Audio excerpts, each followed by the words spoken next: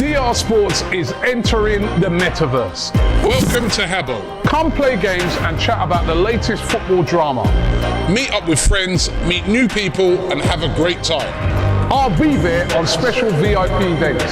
Click the link or go to the website at habbo.com.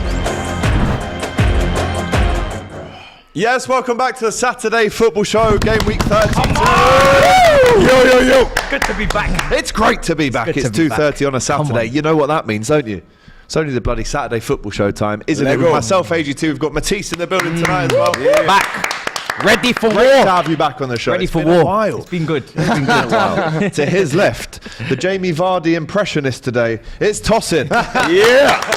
It's good to be back. Arsenal. It's not over. We will be dissecting that massive game from last night. And obviously Liverpool playing today, so we have to get Doyle on as well, don't we? Come on. As we know, we cover all the 3 o'clock kickoffs, not only in the Premier League, all the way down to the Vanarama Conference League, ladies and gents. We don't mess around here. And abroad as well, if there's a good game on. We will let you know the score and the goals as they go in live. Okay, 3 o'clock kickoffs today. Brentford versus Aston Villa. Palace versus Everton. I got the train down from Liverpool this morning. Loads of Everton fans on the train. It wasn't quiet. It was very loud. They were all arguing with each other, booing each other. Typical Everton behaviour. Leicester versus Wolves, as well as Liverpool versus Nottingham Forest, a tie that could arguably be one of the biggest ties in English footballing history. Both teams involved in the Hillsborough disaster as well. I'm not too sure what that was. You're sacked. That's God. Something cooking, isn't it? That's God speaking to us. They're setting some clips up. I wonder what they'll be about, right? Liverpool versus Forest. We'll go through all the teams for you in a second. And of course, 4:45, Man City. I've seen a lot of Sheffield United fans at Euston today as well. Looking forward to their first FA Cup semi-final. I don't know. Fake stats, AGT. I know the narrative now that you guys are peddling. But I would say that's their first FA Cup semi-final in, 50 years? So it's a massive day for the Blades in Wembley. We'll have that one for you as well. And of course, don't forget, On Track GP. Remember to subscribe to that channel that we're building here at DR Sports. Nice. This man right next to me at the wheel. Come on, most of that. Yeah, you know what I'm saying? Okay. we ain't DNFing around here. Do you know what I mean? Little easy one out the bag early doors, but it's going well. On Track GP. Yeah, it's going really well. Loving it. The races are coming thick and fast now with Baku up next. And Mercedes. I'm looking forward to the upgrades. We're going to see what we got cooking up this season. It's going to be good. Good city, Baku, for you, isn't it? It is. It's not bad, is it? It's not bad. I just drink. A non-alcoholic, it's not bad. I like beautiful, Baku. refreshing It's a lovely drink. city. It actually is. It looks insane. The racetrack is unbelievable. It's a great city. Great city. Love to see it. So make sure you use the link in the description and subscribe via that link. We are drinking Dalstons today. I'm on the elderflower sparkling water. Very refreshing. And I think all of our co-hosts and guests would agree with that. We've been drinking it on That's the best one, I think. couple of shows. Bloody good. So strong. Make sure you get involved with Dalstons as well. It's like no vodka in here. Eh? No, there isn't. No, there isn't.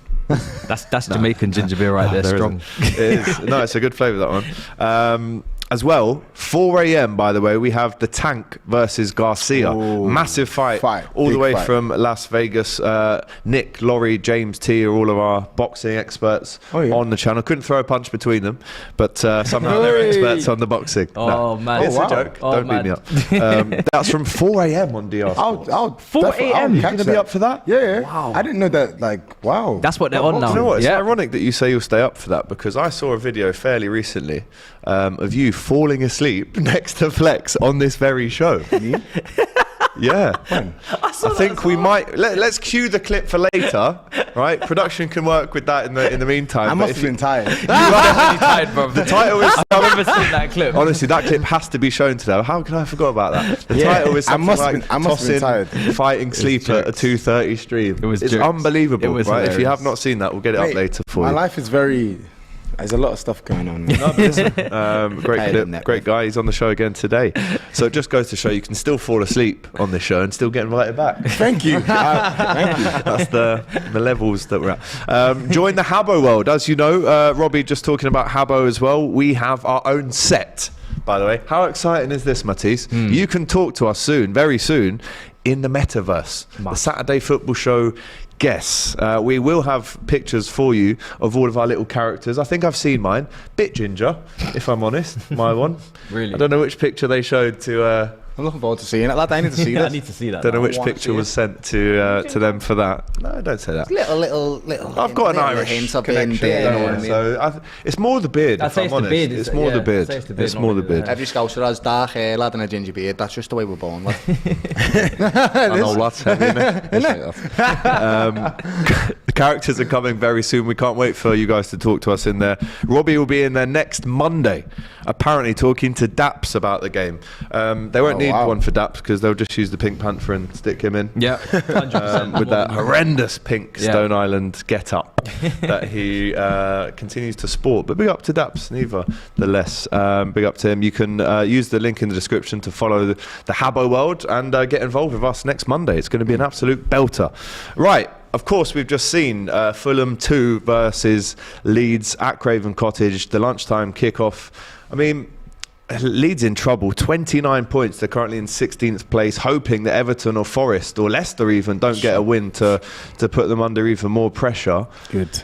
I mean, that's another loss for Leeds. Javi Gracia having a really good start when he came in there, but he's had 3 kind of... I mean, this one wasn't a thumping today, but they've certainly received a couple of big scorelines going against them in the last couple of weeks, including Liverpool this week. It's not looking good for Leeds right now, Tosin, because, to go to Fulham away is still a tough time, but they just weren't clinical today. And the goalkeeper as well. For such a renowned kind of young shot stopper, he's played so many games for Leeds. That is unacceptable, isn't it? No, I agree. For the Harry Wilson's great finish. 2-2 for him, by the way. What a wonderful finish that Great is, strike, lads. that is. Wow. In off the bar. That's Gareth Bale-esque. Wow, beautiful. John Arne Reeser-esque. I don't like Javi I don't really like him or see him. What's he done to you? No, not even. It's just coaches. You want to see personality. You want to see a reflection of the coach on a team. Yeah. And I even remember him in Watford days. I'm just sorry, Leeds fans, but I'm just like, what's he adding? You can't see it, can you? I just don't understand why you'd pick someone like him in a situation like this. In a situation like Leeds. I just couldn't believe it. I think if they go down, they deserve it. It's just a shocking appointment. He's not. It's what you need in this type of appointment is a really solid base of defensive tactics so that you can stay in the league. Yeah. He is not that. He plays high line, chaotic football, and that's what Leeds are used to. And they're used to it, having like exciting football. But it's not going to keep them up in the league. It just won't do that. You need to start from the back, especially when you're suffering like the way they are. If you look at Everton, yes, they're not doing great, but that's the perfect appointment. They bring someone like Dice, who's got a very strong structure. It's all basic. He's got a strong defensive line, and I think guaranteed to stay no, up. they're not. This is the most craziest relegation battle. But let's. It might be the best one I've seen. It's insane, isn't it, lads? Crazy. Let's be real though. They are playing a Fulham side, and this Fulham side are ruthless. They scored a lot of goals, and they've been doing excellent all season. So it's one of them. Are Leeds supposed to beat Liverpool? Are Leeds supposed to beat Fulham? It's difficult for them to get points there. So I think they put up a good enough fight today. But again, come on, 5-1 at home to Crystal yeah, no, they got smoked by us. Like absolutely got smoked by us as well. 6-1. But today they showed a little bit of something. They did. They had a few chances. They were fighting, but it just wasn't quite enough. Again, lad, they're scared. They should be scared this season. My they really thing should. is, yes, probably Jesse Marsch is a bit more chaotic than him. That's it. But I'm really just struggling to see the difference. But at least there is a consistency between the chaos, because obviously Bielsa as well. I'm looking at their fixtures to come. They got Leicester at home. That's a must-win. Yeah, absolute must-win. Leicester, man. Bournemouth away. That's not easy. Bournemouth are playing really well. Also Manchester City away. You can forget about it. Yeah. Newcastle at home. Fight. That's a big fight. And then West Ham away and Tottenham at home. Oh wow! It's not going to get the wins. I mean, Leicester. They have to beat Leicester. If they don't beat Leicester, I think that I have them with Southampton to go down along with one other team, potentially maybe Forest. It's tough. 3 direct competitors in that: Leicester, Everton, and Bournemouth. They're all fighting to stay out of relegation. Yeah. This is the best relegation battle. It really is. Years, like, whoa. Sure. And I think the coaches need to get some credit. Like, obviously, we're probably going to talk about Arsenal, but like, I was so impressed by Southampton. Yeah. And I like, is it Ruben Sellers? I like him. I like him. I genuinely see last night. I did. He spoke excellently. Excellently. I see his impact on Southampton. I genuinely see it. So, and it's crazy. I find it. They picked up some big wins, Southampton, this season. They won at the Bridge. They won against City in the cup. Even former Portsmouth winger, what's his name? The coach in Bournemouth. Gary O'Neill, like he's doing a fantastic job. He's done a really good job, him lad. And they're still not. They're still not safe. It's mad, isn't it? It's madness. But also, having said that, Bournemouth do look like they've built more momentum than any other team in that relegation battle to sort of push themselves out of it. Leicester and Leeds look a shadow of what they used to be, mate. They're terrible. Yeah, not good. Let's get into the lineups then. We are just around 17 minutes away from the 3 o'clock kickoff, so we'll do these and then I'll get back into the chat because I know there's some super chats. Haven't missed you out. Just got a lot to get through. So in goal for Brentford at home today to high-flying Aston Villa, looking to secure European football at the very least. Sixth right now, 50 points. Amazing run of form that they're on. Raya in goal. Hickey, Pinnock, me and Henry make up the back five. Jensen, Norgard and Janelt in the midfield. And Buemo, Skade and Ivan Toney leading the line as well for Brentford. Emi Martinez, Ashley Young, Konza, Mings and Alex Moreno's having, I think it's 3 assists and 9 for him since he's joined. Douglas Luiz McGinn holding the midfield. Jacob Ramsey again having a really good season as he did last year. Good young player. Then Donker, Buendia and Watkins up front, of course. Flying at the moment as well. For Watkins. He's in serious unbelievable form. And the bench includes the likes of Luca Dean, Chambers and Traore as well. Still no Felipe Coutinho, still out with an injury for the Villa. Palace versus Everton in goal. It's Johnston for Palace. Ward, Anderson, Guehi and Mitchell. It's a decent back four, that. I mean, Joel Ward, arguable, but the rest of them are definitely solid. Eze, Decore and Schlupp in the midfield of Elise, Edouard and Ayew. Whilst... I was just going to say whilst Eze makes the bench, but he does start with Elise and they're starting to form a nice little partnership. Beautiful. Under Roy Hodgson, resurgent Roy Hodgson. Yep. Roy Ball, lads. Leicester versus Wolves. Iverson, Castagne, Soinchu, Fais and Christensen at the back for the Foxes, who again need a win like you can't believe. Tielemans and Sumare in the midfield with Tete, Iheanacho, Kaka and Vardy up front. So at the bottom of the table class, this one, lad. These are some big games. Crystal Palace, Everton, massive games. These are huge games. This is why you want to be right here. Don't go anywhere for the next two. Don't go anywhere for the next 2 hours because we've got all these games for you as they happen. Nunes, João Gomez. For Wolves, it's Jose Sarr in goal. Semedo, Dawson, Kilman, and Gomez at the back. Sarabia, Lamina, João Gomez, Nunes, and Mateus Cunha with Diego Costa up front. 2 Atletico Madrid strikers in the past.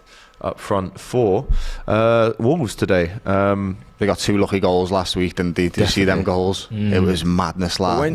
But when you're in the type of form Costa's been in for a long time, you almost need... You take whatever you want, lad. One goal in 18. And for Liverpool, against Nottingham Forest, Alisson in goal. It's always exciting for Liverpool. I love The resurged, the new, the modern, the version 2, the central midfield extraordinaire. Trent Alexander-Arnold starts at the right back position. We know through Konate and Henderson he'll get the cover to drift inside. Konate, Van Dijk and Robertson at the back. Henderson, Fabinho and Curtis Jones plays 4 games in a row for the first time in a long time. Good lads. After his brilliant game against Leeds, with Salah, Gakpo and Jota up front. Still no starting place for Thiago, still no start for Diaz or Nunez or Matip, but they're all on the bench, Doyle. How do you react to that lineup? Made up, lads. You've got to keep the team. They've just won 6-1. Why would you take any of them off? Some of the goals they scored were fantastic. They had a pressure moment where they were 2-1 in the game and they responded really well to it. So put them on again, lad, no problem. I would like to see Lewis. Come on now, lads, because he is just electric to watch anyway. I just want to see him on the pitch, lad. I want him to get as much football as he can before the season ends so that he's ready, strong and fit for the next season that we've got, lad. Good Absolutely. Team. Let's see who starts at Anfield for Forest. Keylor Navas in goal, Felipe, Niakate and McKenna at the back. Nico Williams coming back to Anfield for the first time as an opposition player, of course, at the academy from the age of 7, I think it was. Mangala, Dos Santos in the middle with Renan Lodi, again a former Atletico Madrid player. Freuler, Gibbs White and Awani, again former Liverpool player, and he of course was the difference when these teams played in the first game. Awani. Liverpool are funny, mate. Awani. Very funny, Liverpool. Do you know Nigerian striker? Yeah, he was awful. He was at Liverpool. And he scored against us this season for Forest. Do you know what's mad? When they beat you guys 1-0 on it. Oh wow. Every one of these fixtures, right? So all the bottom 6 teams that we've played, we've lost or drew every single one of them at their ground. But then absolutely demolished them at our ground, 7-0, 7-1, 6-1, 9-0. It's like, it's crazy, lad. So mental. I can see us honestly just wiping the floor with these today. I really can, because it's at Anfield. We're on a bit of form at the moment, and that's just the way our season's going. Yeah, it really is. I can see still only one loss at Anfield for Liverpool this season against these lads, Leeds. Against Leeds. So again, we put that to bed last week. Can Liverpool revenge Forest this week? Please. Let's get into the predictions before I jump into the chat. Brentford versus Villa. Tosin, score prediction. 2-2. Going for Desmond. I'm going to go for a slim Villa win. I'm going to go 2-1. 2-1. It's tough. I think a 1-1 is on the cards here. Okay. Villa flying though. 2-2. I'm going to go with Tosin, lad. I agree with him, lad. This was probably, in my opinion, the best game of today. Yeah. Brentford v Aston Villa. Wonderful game to watch that. Palace versus Everton. I think form are just two opposites. These two teams. I'm going to go 2-0 Palace. Yeah, I was actually going to say that. 2-0 Palace. Eze is one of my favourite players in the world at the moment. Really? I love that kid. The way he moves his body on that football pitch, lad, and the way shoulder. Marvellous. Liverpool is one of the midfield three. Absolutely, lad. Why not? Why the hell not, lad? He's one of the best street ballers I've ever seen, lad, in the Premier League at the moment, lad. He's just wonderful to watch, lad. He shimmies people like they're nothing, sends them to shop. Zaha unlocks him though, right? That's what people are saying. Zaha knows when Zaha doesn't play, it unlocks Eze and it makes sense, lad. Well, I guess it diverts a lot of the play down that side because there isn't Zaha to. I rate him very highly, mate. Anyway, very, very highly, lad. I think he's one of the best young English talents at the moment. But anyway, moving on to me prediction. I reckon Everton, I've got nothing for these lads. 2-0 Palace, easy, lad. This 2-0. They got nothing. 2-0 as well. Leicester versus Wolves, bit of a Midlands derby that one. it's a tough one, that one, isn't it? I'll go 1-0 Leicester, man. I'll go 1-0 Wolves. I'm going to say 1-1 me. They're both not going to want to lose this game. 2-2 and just 2-2? Yeah, stalemate. I think there's goals now. Yeah. But both terrible at defending. Defense. I've been saying it all season. I don't rate their defense at all. Which is weird because they got good players in their defense. Do they? Yeah. Who do you rate? Soyuncu's not a bad player. He's had a poor season though. I know. I don't play Vestergaard. I know he scored a lot of own goals, but he's not bad. He scored the best own goals I've ever seen, to be quite honest with you, lad. Great finishes they were. Liverpool versus Forest. Nottingham Forest won the reverse fixture, as we just mentioned, 1-0 in October, but are winless in 25 away games at Liverpool in all competitions since 1969. The last time they came to Anfield, 5-1 to Liverpool. Michael Owen scored 4 that day in October 1998. I'm going 4-0 Liverpool. I go 5. I'm putting it on my chest. 5. Yeah, I would say that you should be winning that. I'm going to go with a 3-0 Liverpool win. Me too. You're in your goals. Exactly the same. 5. After a 6-1 away, hopefully. I don't want to get clipped up again, but just make sure you get the job done, Liverpool. All right, let's get into the chat then. Let's see what you guys are saying. Super chat, we are 9 minutes away from kickoff in all of these games. Gravy27OB, do you guys think if West Ham win the conference and avoid relegation, do you think it would be a good season and Moyes should stay? We asked this last week to Lawless and he said absolutely not. Even if he wins it and keeps them up, get him gone. Get him gone, yeah. So I think that's pretty universal, that answer. Absolutely. Staying up is not an achievement with West Ham. No, you need progression. They've got too much talent. Spent a lot of money. They've got talent in that team, lad. GP says, hate to say it, Arsenal no Premier League title since the PS2 era. Bash. Okay. Bash. Big up to Killer Ice Lollies. Great name. Always great content, guys. Keep up the good work. What a legend. Thank you very much. Appreciate it. It's very good. Why is Arsenal such a bottle job, says William Olsen again. We're going to hold off on the Arsenal chat just for a bit today, isn't it? And we'll get into that big time. Mohammed with super chat. Jaws music, blood in the water. Arsenal with the shark emoji. They are in the water and they're lurking. They can smell blood. Will they catch them? Who knows? Let us know. Of course, massive game, isn't it? Title decider on Wednesday night. Unbelievable game. Can't wait to watch that one as a neutral. Get me a ticket to the Etihad. It's one of them now, though, lads. Every time I've watched Arsenal in person play City, we've beaten them. So, and that was a long time ago. How'd you not get one for this then? For away? Yeah. Away is hard to get. It's too difficult, yeah. I mean, is it? Yeah. Just have loads of seats there, lad. No, if he sits in the home end, he'll be fine. Yeah, fine. Like, go and get a home. You know what I You don't mean? want to sit in the home end. You'll have loads of free space around you as well, so you can celebrate, lads. You'll be fine. Classic, love to see it. Right, they're your 3 o'clock kickoffs. Looking forward to getting into those. Don't forget, Man City, 4:45 kickoff their FA Cup semi-final at Wembley against Sheffield United. Prediction on that one? I mean, it's Such a mismatch, that, lad. 4-0 Unbelievable. City. 4-0 City. I've got to go. I think Sheffield United are second in the 3-1 City. Championship. Yeah, they're doing well, they're lads. doing well. They're doing They well. play a back three. I see Bogle in there. Yeah, but And come apparently on. City have only won one of their City- last 5 No, FA City Cup should- semis. City's tore Burnley to shreds. They should So, batter like, them. Yeah. I can't 3-0 see down. Sheffield United, who are They're not going below to do. I them. don't think Sheffield United are gonna beat them, but I think obviously City just need to turn up with the right mentality. Don't Yeah, of don't course. rip the piss. Otherwise, it could be They probably be get closer than it should be. What City want to do is get through this game without any injuries. Exactly, That's what they yeah, want, because they're going to get kicked to bits, lad. Because Sheffield United, we know what they're about, lads. Absolutely. Arthur Super Chat Time says, from the famous words of Dua Lipa, one defeat is all it takes. I don't know if Arsenal can even get 3 points after City. We have cold feet. And Matisse, are you worried about Chelsea and relegation? Is that an Tough Arsenal? fixture. Is that an Arsenal fan? That's not a serious Oh, that question. would be an answer. Is it not? It's a super chat, so we've got to Have read you it. got 40 points? We. No, Still not. but I Then don't think. you are I not don't think safe. you're gonna. I actually don't think. So as much as I've been cracking jokes, I don't think you're gonna need 40 points to stay up. I look at the Premier League table, right, and what do Everton have? 27 points. Yeah. They're not gonna get 40 points.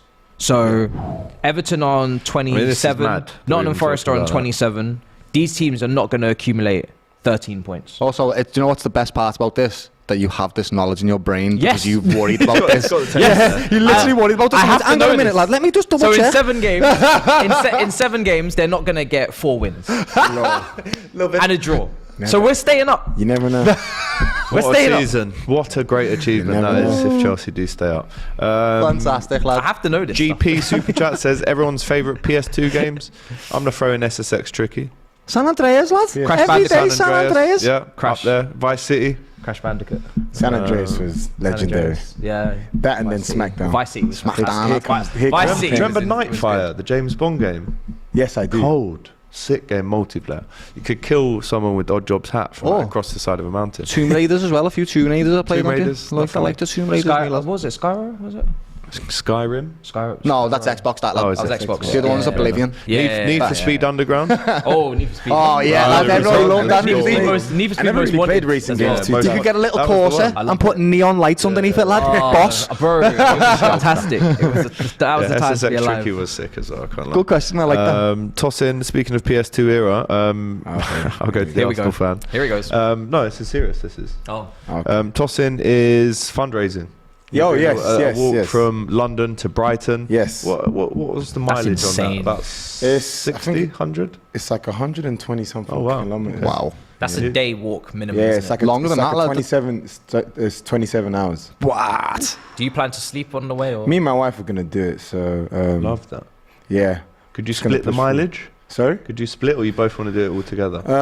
I would like to do it all together, but knowing her, I don't think she'll want to. So, You're on camera right now, mate, by the way, just so you know. Lad. but I'm to be honest, I'll cater to her needs more than mine. I'm a guy. That's what a good husband does. And what are you actually doing it for? What's the reason So behind basically, it? It's a we've great been cause. me and my wife. We've been involved with a charity connected to our church that helps lots of university students and like young working professionals, basically just struggling with like depression, suicidal thoughts, and people just that need motivation and inspiration in life.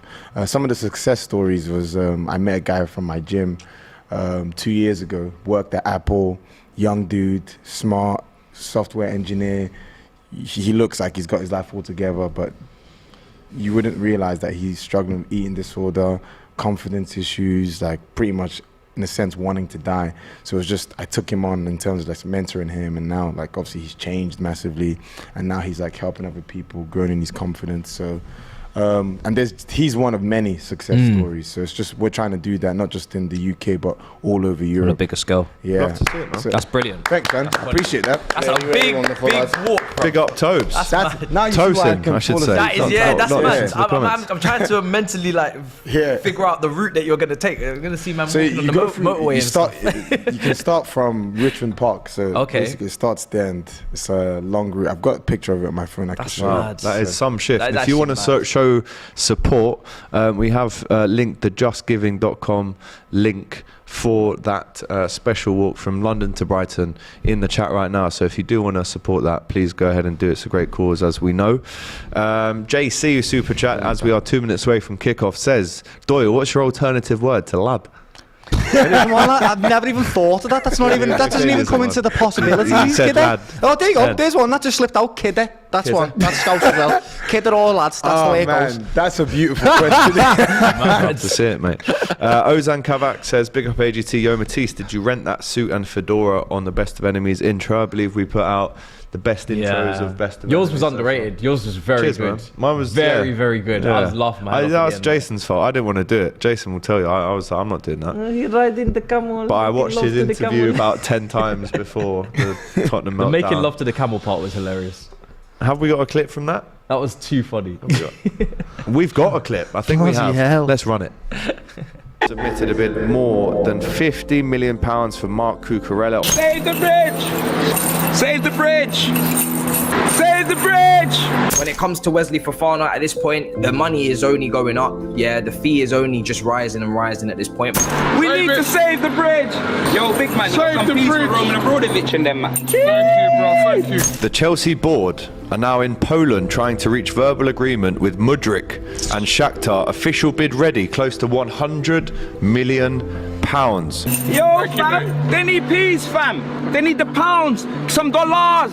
We'll take some Ugandan shillings, fam. Enzo to Chelsea is on, and it's a here we go. Save the bridge.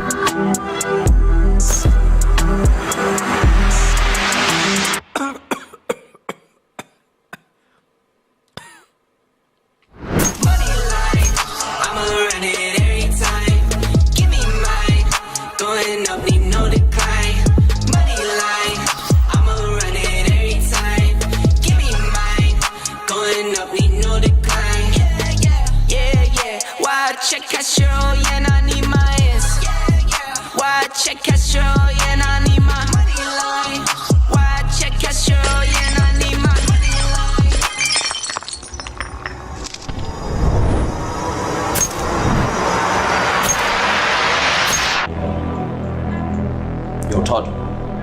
Yeah, the takeover's complete.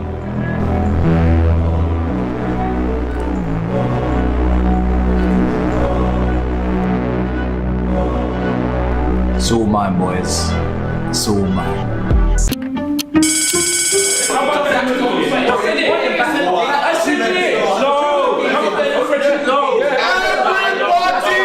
Unbelievable. That's the best thing I've ever seen in my life. Yeah. No, That was marvellous. Unbelievable. Man had the Beautiful. guns And going, production. showering himself with the dollars in there. We love to see it. That is out now on DR Sports. Go ahead and watch that. It's a compilation of all the best intros this season on DR Sport. On the Best of Enemies. That was fun. Right, guys. We're live. But 3 o'clock games have kicked off. Whoa, Let's Sadio go. Pleasure. Mane's It's come been back with vengeance in to the be watching Bundesliga. those. You're right. It's 1-0 away at Mainz. Bayern Munich have scored through Sadio Mane, who apparently is on the verge of leaving Bayern Munich this summer. But if he keeps scoring, they won't want to get rid of him. Hertha Berlin also 2-0 down after 27 minutes to Werder Bremen. Great start for them. Wolfsburg also 2-1 up away at Bochum. But that's enough of the Bundesliga until there's more goals. It's all kicked off in the Premier League. Let's go. Are we seeing an early chance to attack here for Forest, Doyle? Yes, I think we are. They've got a free kick on the edge of the box. They've whipped it in. And it's not 1-0. So that's good. Thanks for the update. Love to see it. AGT thoughts on Harry Kane having 0 trophies, says the People Sideburns. Yeah, obviously, no. Not for long. Let's I go. think he will win a trophy when he leaves. At some other club. Of Of course. Levy come out, didn't he, recently? And he said Harry Kane Man United can't win is kind of the only viable say that, option isn't he? in this league, I think. For sure.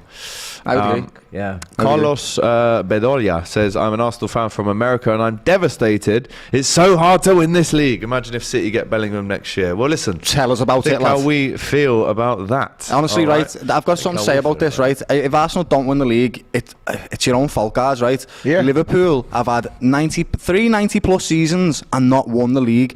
The levels that City are at are uncomparable. They are a machine, and when they get pairing, they go, and when they get that bone, they don't let it go, lad. That's just the way they are. So Savages. I feel sorry for your Arsenal, but I don't that much, because when you get to 90 points and you don't win it, that's when I feel sorry for you. The thing is, the difference is with you guys is you won, I think, 8 out of your last 10. You went straight to the wire final day. If this Arsenal team don't get to that point, then it's not the same. Lads, Liverpool last season took it to the last 20 minutes of the last game of the season. I was sat here, lad, thinking we're going to win the league, shaking and that, lad. Yeah. If Arsenal finished, 5 points off, 4 points off, don't get me wrong, it's an incredible season. It's not as close. But it's not the same pain that Liverpool have been going through. Like, Liverpool have literally not put a foot wrong and still lost. It's painful, lads. Arsenal have put enough foot wrong now to be like, kind of understandable now why we haven't done this. It's our own fault, essentially. Listen, whilst we're on the subject of Arsenal, let's discuss Arsenal, shall we? Have they bottled the league? Let us know in the comments what you think on that. Let's break down the reasons why Arsenal have drawn 3 in a row here. I mean, such a great run of form from before the World Cup and after it up until the last few weeks. They've been relentless, but as we know, there's been no William Saliba. Rob Holding has been deputising. We've seen the depth be questioned towards the end of games when you need a win. There's obviously a lot of pressure as well. We saw Gabby Jesus last night saying, listen, it's not an excuse, but we are one of the youngest teams in the league. Is there still that fight and mentality left in the team? We saw Zinchenko trying to huddle up the players. Inadvertently, it was his fault why they conceded the goal after that. He left his man at the back post. I mean, what's going on in the last 3 games as an Arsenal fan? What can you tell us? Honestly, the first 2, people are going to say pressure. First 2, I think we're a bit we are complacent. I agree. I think it's a young team, because people, all these merchants, how can Arsenal say overconfident and complacent and not pressure, blah blah blah. I'm like, it's pressure if you go there and freeze, like what we did last season when we go to Spurs and we froze, we go to Newcastle and we froze. You're going to these grounds 2-0 up and you don't have the professionalism or the intensity to see it through. That's complacency. I think yesterday was the first time I could see, okay, that was pressure. I think like nerves got to us. We started slow.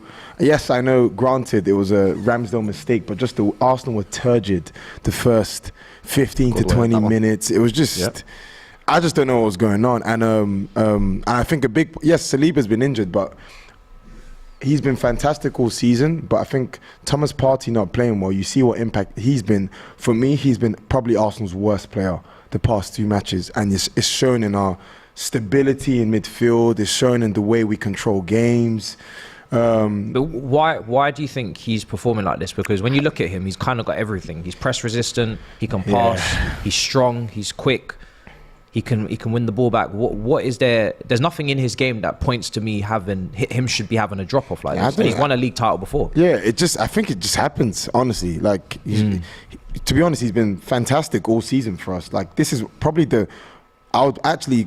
these 2 games are probably the only times I can say Partey, like, you've just not been at the races, but all season he's been pretty much spotless. It happens. It's just unfortunate that it's happening at the worst possible time. So I think for me as well, what I'm pointing to, which is, I think, by the way, I think there shouldn't be any revisionism on the players, right? Because Jesus, Zinchenko, these guys have upgraded your team massively and put you in a position that no one thought you'd be in. But I think Zinchenko in particular, I think he needs calming down. Yeah. His mentality to just constantly always be at 100 and to rally the troops and to get these huddles going, and you can't try too hard. Exactly, and sometimes you're actually putting more nerves into other people because you're freaking them out when really you just need to just play your normal game. Everyone calm down instead of, oh my God, guys, get. And it's like you've made a mistake for 2 goals, for the Theo Walcott goal, and then on top of that, as well. not the Trent one where you got nutmeg, but now in this match we're talking about back post. You're not marking anyone, you're not picking up and you're rallying troops after your own mistake. It doesn't make any sense. Nah, he rallied the troops after the second goal. Then we conceded the third after. Okay. But I get what you mean. Point stands though. It's a great point. But The only goal where he didn't make a mistake. All right, guys, come. I actually agree with you there. I think he needs to calm down. But what I liked yesterday, if I could pick up positives, Ødegaard.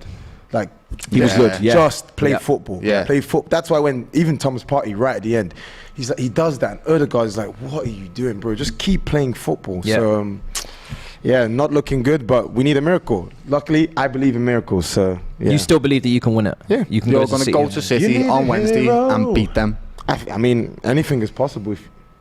I think if you had your strongest team available to you, I mean, this is the third we time can cause them problems. I'm going to be humble. Like I feel like Haaland versus Rob Holding. I mean, maybe some can say I've been a bit arrogant towards City, talking down on them at the start of the season. I don't think I was, but going to Etihad is going to be really, really difficult. But if this team could go 2-0 up at Anfield, if this team could boss it at Old Trafford where City lost, why can't I give Arsenal a shot at City? For sure. Listen, it can happen. Trying to be a bit positive about it. It is still in your hands. You can still win the league, as we know. AFTV, great watch last night. I can't lie, Chelsea straight down today. For a bit of positive, people are tuning in now. For sure. Of course they are. Let the go to. Are DR going to have the clips ready on Robbie? Because when we talk, they have clips for us. It's funny you say that. Yeah. Do we have Robbie's? We'll get it. We'll get it. But right now, let's play BH Stricto. See what you think of this. I see. You have to beat City.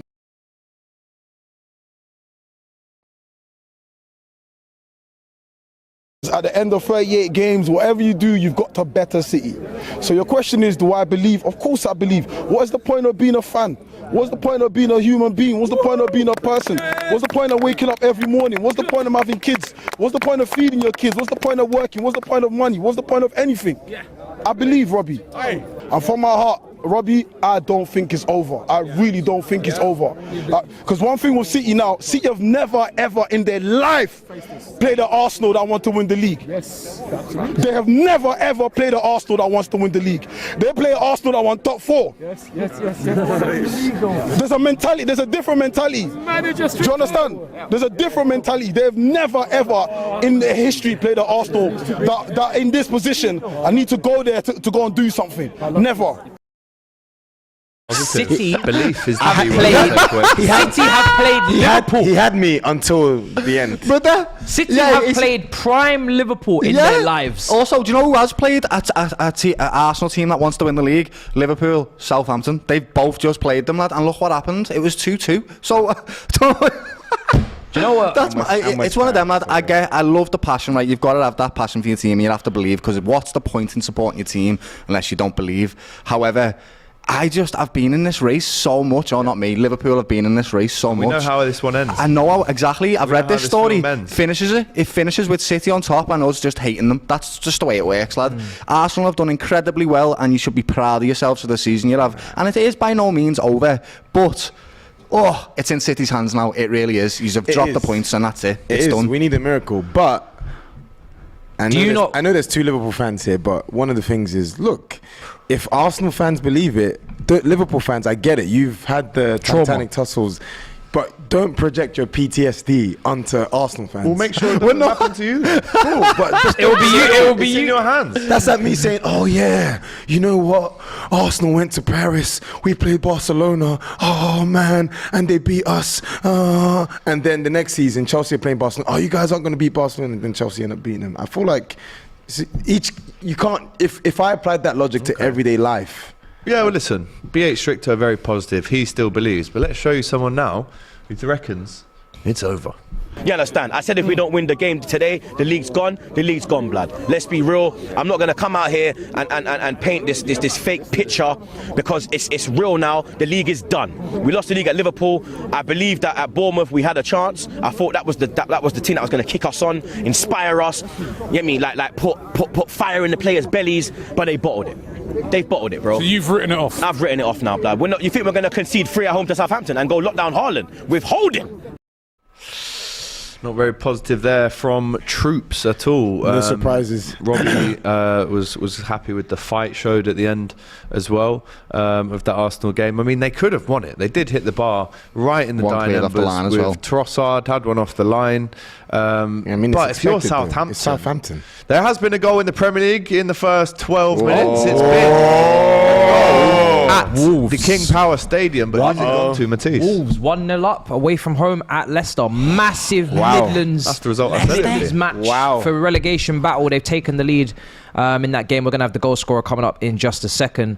And wow, that's a big goal, because I think that game is hard to call. Anybody could win that game. Yeah. But this is the score at the moment. Matisse Cunha, 2-2 for him now. Wow. Former Atletico de Madrid striker. on Arsenal as well.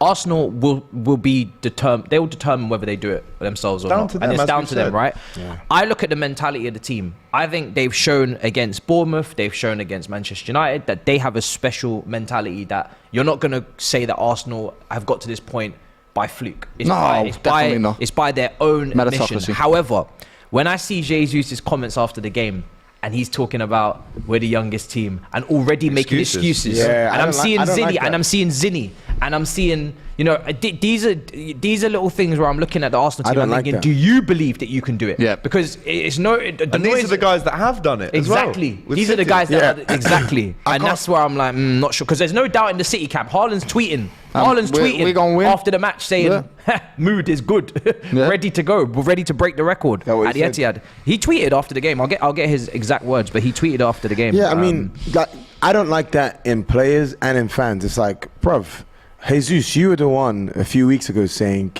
enjoy this moment, relish it. Like, don't make excuses. Mood still. That was the tweet. It's hard, lad. It's one of the, like, I know you're saying we're passing on our trauma and all that, but genuinely, we just know what this City team's like, lad. When in the last 10 games of a season, they are relentless. It's not us, it's them. That's what they do, lad. Yeah. We'll see. Got to be on it to win them. The one thing for me, right, just before we move on from it, is now, right, what I do think is, because you've had such a gap in points, you've also let that slip into your mentality. Yeah, you don't have that safety net anymore. So maybe that mentality that you've built up, that wonderful, strong mentality that you've won games with, maybe that comes back because there's nothing to lose anymore. This is it. You have to win. Whereas you had a little bit of a safety net to keep you a little bit complacent. Does that make sense? Yeah, no. So maybe they switch it on Wednesday now when you beat them, and that happens. Maybe That could happen. A blip. And you still go on to win it.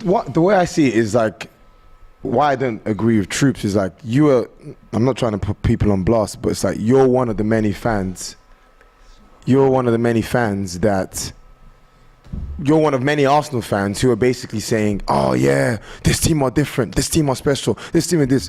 If they're different, if they're special, back them at the Etihad. Or are they only different and special when they're winning games and you can see it? It's emotion, isn't it? So, like, football is a game of emotions. It's the reason why we adore it, because it makes us feel things that we wouldn't feel in everyday life. It gives us that unbridled joy, but it also gives us the opposite side of the coin. It's true. Which is that misery and that sorrow. And so what he's displaying right now is, that was exactly what we just seen with them 2 interviews, is 2 sides of the coin. That's football for you. And so, to be a football supporter, I don't think you can be regulated and you can be calm and wait for every single game, because then what's the point? Where's the enjoyment from that? If you're just saying there, being an observer, I don't want that, lad. I want to sit and watch my team and laugh with them, celebrate with them, and cry with them if we lose. That's just the way it is, lad. So I understand what you're saying, but I like the passion in the game, lad. It's what keeps us going. But you also ultimately got to back your own team. You should always back. I agree. The boys. I don't like that. I've seen it in a lot of fans. It's like, especially a lot of Arsenal fans. It's like when we're beating Bournemouth, you're saying we're going to win the league, but when we're drawing 2 games in a row, all of a sudden we're not. Like, bro, it happened to me. So do you remember when Liverpool beat Barcelona 4-0? the game before we lost 3-0, and in my head I was thinking, this is it. We're not going to win another trophy again. It's the best team I've ever seen, and we're still not going to win. And I remember at the start of that game going, I don't even want to watch this. I don't want to watch this game because we're just going to lose. And then by the end of the game, obviously you know what happened. That's the type of thing that I love about football. You never ever know in this game. You just don't. It's one of them, lad. The only thing for me that Arsenal are struggling with right now is the quality of your players on the bench, mate. So the reason why City are so good is, yes, they have one of the best starting 11s, but they also have one of the best benches, and everybody knows this. And so that's why when you're missing players like Saliba, you see a massive difference in your team. It's a big drop off. It's huge for me, lad. Yeah, Saliba has been a big... He's boss, lad. He's one of the best one-on-one defenders in the league at the moment. There's only one person above him, and that's Aaron Wan-Bissaka. And we all know what his game is. He's brilliant at the one-on-ones. That's his game. So, honestly, Saliba, revelation. And without him, lad, you just look like...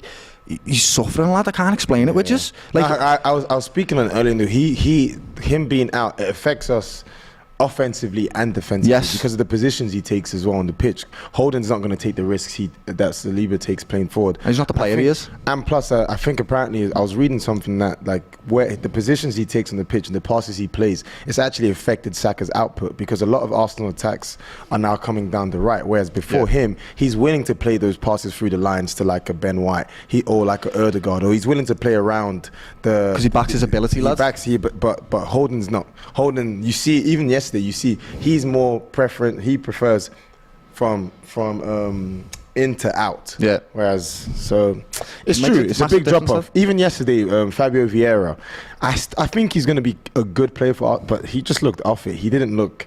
He just looked like a little boy. He got through into an intense game, mate. It would have been difficult for him. Yeah, obviously Xhaka's illness didn't help, but it's a good point. I mean, we'll see. I'm still going to back him, but like I said, I'm living on a prayer. It's a miracle. That's what you've got to do as a football supporter, lad. We're relying on miracles now, basically. You've seen it last season when Liverpool nearly won the league. I'm sure City, in that moment when they were 2-0 down, were thinking, this is it, we've lost the league, hate this is horrible, and then they won, lad. So you've got to have that hope for your team, otherwise what's the point in supporting them? Yeah. Exactly. It's an interesting situation. I think I get it from both sides, because I think fans are trying to protect their own feelings by kind of trying to foresee what's going to happen in the future, especially when you see that Manchester City away are coming up, Newcastle away, which is the same ground that last year the top four kind of capitulated in that moment, Brighton at home, and when you're seeing points drop to Southampton, the worst team in the league, and West Ham, who are in a relegation scrap, it doesn't make for good reading. But it's all about the Arsenal players, whether they can get over what's happened in the last 3 games and actually go back to playing how they play. Because let's make no mistake, if this Southampton game is back in earlier in the season, they're wiping them. It's all up here. It is. That whole performance is up there. It's nothing to do with quality. You can see when they start bopping it around, they're clear of Southampton. Like Lavia had an incredible game, I have to say. That guy, he's boss little player. He's a City player, isn't he? He's permanent at Southampton. He came from the academy. 19 years old. He absolutely bossed party. He came off. He came off. They conceded 2 goals as soon as he came off. 19 years old. He's such a good player. Unbelievable. He was my man of the match. He was so good. 100%. It was 3-3 last night. Can Arsenal go on and win the league? We've left a poll for you guys to decide in the chat. We are 20 minutes in now into these Premier League games. Only 1 goal, and that's been scored by Cunha away at Leicester for Wolves. How are Liverpool playing at home to Nottingham Forest, Doyle? It looks like we've got the bulk of possession. We've had a few chances in the game. It does look like they're trying to exploit that gap, which everybody does with Liverpool, which is the Trent side when he floats into midfield and there's a big empty space there. So they are trying to exploit that, but they haven't had any success yet. But neither have Liverpool. So it seems like we're pushing and pushing and pushing. I think we'll get a goal soon. If not, it'll be a Notts Forest goal on the counter. Thank you, Doyle, at Anfield for us there today. Are you nervous about the result that could potentially happen over there? Because I know this season you guys have beaten, Do you mean this? Yeah, the Nottingham Forest, is that... Nah, so like I said earlier, I don't know what it is with us this season, but we'll win 9-0, then lose 1-0. But in these reverse fixtures, so every time we go away, so we've lost to Notts Forest, we lost to Bournemouth, but then at home, we beat Bournemouth 9-0. Who else did we lose to? That was Leeds. We lost to Leeds, and then beat on the reverse fixture, beat them 6-1. Lost to Man United 2-1. Reverse fixture, beat them 7-0. That's just the way Liverpool are playing at the moment, lad. It's crazy. And I don't see why we're going to lose this game. They're not putting up much of a fight at the moment. They need to survive, but they don't look like it. So I think we could win this game, lads. I'm not nervous. There's nothing to fight for anymore, in my opinion, lad. Do you guys not want Europa League football, or do you not mind, or do you rather not be in anything? From a fan perspective, I love watching Liverpool Football Club, lads. So regardless if they're playing the Sunday League team down the road, lads, I want to watch them. So yeah, I'd love them as a fan to play in that. Off the top 4? I think it's about far. We've got, so 9 points. If Tottenham lose and Newcastle lose, then we're 6 points off if we win today. But still though, lads, it's Newcastle, I'm going to give them credit because wow, what a team they've been this season. They're not dropping out to that top 4. Man United, as much as I hate you, think you're going to get top 4 as well. Spurs will drop out, but other than that, lad, it's over for me in that sense. I'm realistic. I love my team, love them, but points, they're not helping us there, the points. Yeah. Do you know what I mean, lads? JC in the chat says, Matisse, Arthur, you had us finishing 6th at the start of the season and were calling Arteta a mid-table manager. We say we have the youngest team, he says. Guys, I know there was a couple of other super chats, but because we were so deep in the debate, they kind of have left me now. So I apologise, because you do know I read out all the super chats, and of course, chats that aren't super chats as well, but big up to everyone who's supporting the channel in that way. Asim says Arsenal are still favourites, Arsenal fans being over smart. Asim claims they can show character in spurts, but that's not enough, says Jack, on Arsenal's resolve last night as well. Best bench with Rico Lewis and Cole Palmer. You guys are funny, says All Pissed Up. Funny name. And there's a few other chats coming in there as well. As I said, 20 odd minutes gone in the Premier League, only 1 goal so far. Hasn't been the quickest start. Not like last week, actually. Last week was a brilliant weekend of football. Unlike obviously the game last night. A very quick start to that one, and Arsenal have also conceded this season. You know that you've conceded the 2 quickest goals in the league this season, lad. That's madness. What was that? 28 seconds. At home to Leeds. That last one yesterday was like 7 seconds, 9 seconds or something mad, lad. The one before that was 27. Absolute mad, lads. Absolute madness to me. It was De Gea and Ramsdale back-to-back days. Crazy pass selection. Yeah, I remember. Holding's on the right, Wan-Bissaka's on the right. Both of them opt to go central and put their people in danger. Madness, and just clear it sometimes. Just get it out sometimes, lad. Yeah, it was mad. Really mad. Andrew Green, big up AGT, always reading comments even if they are not super chats. That's a good way to get me to read out. And I know, yeah. Just give him a compliment and he likes it, lad, yeah. AGT and Doyle, you need a centre-back. What about Romero? I know he is rash, but he has changed Argentina's defence. Do you mean Tottenham's Romero? Absolutely not. Get Gavardol on from Leipzig, lad. That's who I'd rather have. Yeah. But definitely not Romero. Madrid, no? He's crazy, lad. He's off his head. He's a red card, red card, him, lad. No, he is. And he should have probably had a few more than he's actually had. It's off his barnet, him, lad. No way. But yeah, I get it. We do need a centre back. We also need a right back now. That's what we actually need. Do you know what else we need? What? Backup goalkeeper, because Kelleher and Adrian are both. Why we still pay Adrian's wages, lad? I have no idea. I don't get that. Players like him should be on a play as you pay contract, lad. That's just the way. Pay as you play, whatever. Third choice goalkeepers. People say I want to make the next Mbappe. They need to make the next third choice goalkeeper. Yeah, it's true. You know, they make an easy living. That's them fellas. Easy living. To you don't ever play. I think Hilario probably played I'm talking a handful of games for Chelsea. I could probably count them. Oh, Scott Carson's everywhere. Hilario, this guy behind Kudicini and Czech. London Nomad, I'll rattle through all of these. London Nomad says, I think what's going on back home with Zinchenko might be adding on to his need to be constantly 100. That would be at the back of his mind. Yeah. Tina says it's a reason why Jesus was sold from City. This season plus starts in April, May, when everything is on the table. City going to win 3 or 4-0. Haaland going to party, says Tina. Haaland going to party from Norway. JC says we have 5-point gap at the top. Why are you rivals crying? No, it's not a gap though, is it? Because they got 2 games in hand. And I know it's not points on the board, but if they win, they're 1 point ahead of you. So City have the initiative now. If they win their matches, they're going to go top. And one of them's directly off you as well. They can directly take 3 points off you. You know, going to be a mad game. It's just been one of them seasons, lad, as well. I feel like it's been a phantom season in the sense that because the fixtures have been so mismatched everywhere. So you're having 4-point gaps here, but 2 games in hand, and Tottenham have been in top 4 for like 8 months, but then they drop out because people catch up to them with their game in hands, and it's just been one of them seasons. It's all been phantom positions. It's not, doesn't quite sit right. He also goes on to say, JC, that this Arsenal team is young, will only improve, and more quality and depth will be added. Rivals can banter, but we will be competing for many years. I agree. That's one thing I strongly agree with at the moment. Agree. That team right now has built a mentality. They trust one another. Yes, they're having a blip right now, which all good teams do, but they will reinforce and build again. They've just brought themselves back as one of the best teams in the Premier League. Players are going to want to go there. Yeah, simple as that. Just to update you just quickly on some goals. Celtic 1-0 up at home to Motherwell. Callum McGregor, the captain, after 24 minutes. That team, of course, managed by the Australian Ange, who is today been linked to Chelsea as a little surprise inclusion on that list. Do you need any more? Also a goal in the Championship, Hull 1, Watford 0. Really looking bad for Watford at the minute with another new manager, Sam Huskins, getting the goal there. Just back to the Super Chats, whilst Liverpool get a free kick on the edge of the box. Ahmad says, time must be eating his words. Dropped 6 points in the last 3 games. I don't want to see City win the treble, but that doesn't mean I can't enjoy watching the Arsenal bottle job. London Nomad saying, I think what's going on, we've said that one already, and the Tina one there as well. Let's get into the last couple. Ahmad said, Chelsea breaking spending records, yet broke settings results. And Carlos says, next season hope Liverpool are back. Yes, we bottled, as a header goes over the bar from Van Dijk at the Anfield Road end. Still 0-0 in that one though, 27 minutes gone there. Let's talk about Man City. Obviously they're playing today. Only one win in the last 5 FA Cup semi-finals for them, but their form in the Premier League, the Champions League and everything else has been incredible. 100 FA Cup goals now under Guardiola in the FA Cup alone.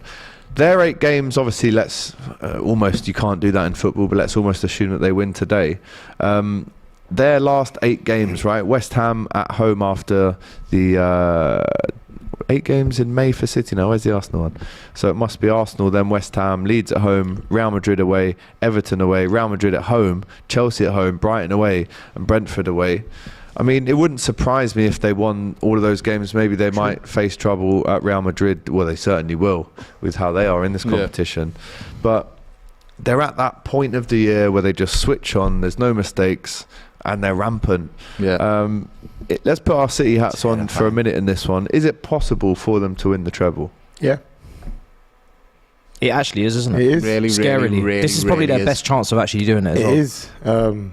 Yeah, it is. I was thinking about it on the train. I mean, like, this might be a reach, but you think about a guy like Haaland, like the amount of stick he's got. The guy is just special. He's insane, insanely good.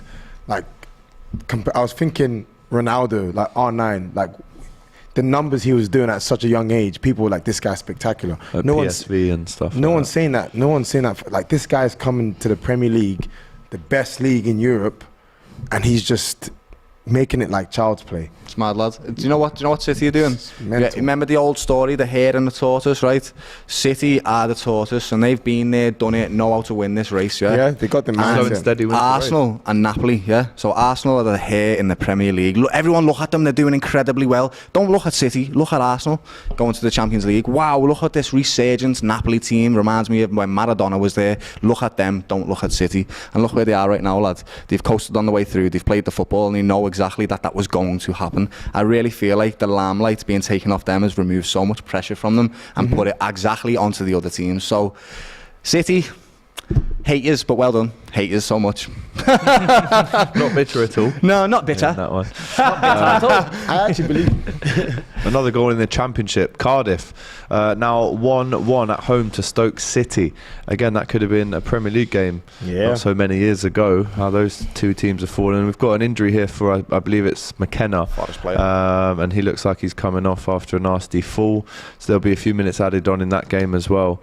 But going back to City, let's break it down. So the Premier League, this is their thing, this is what they do.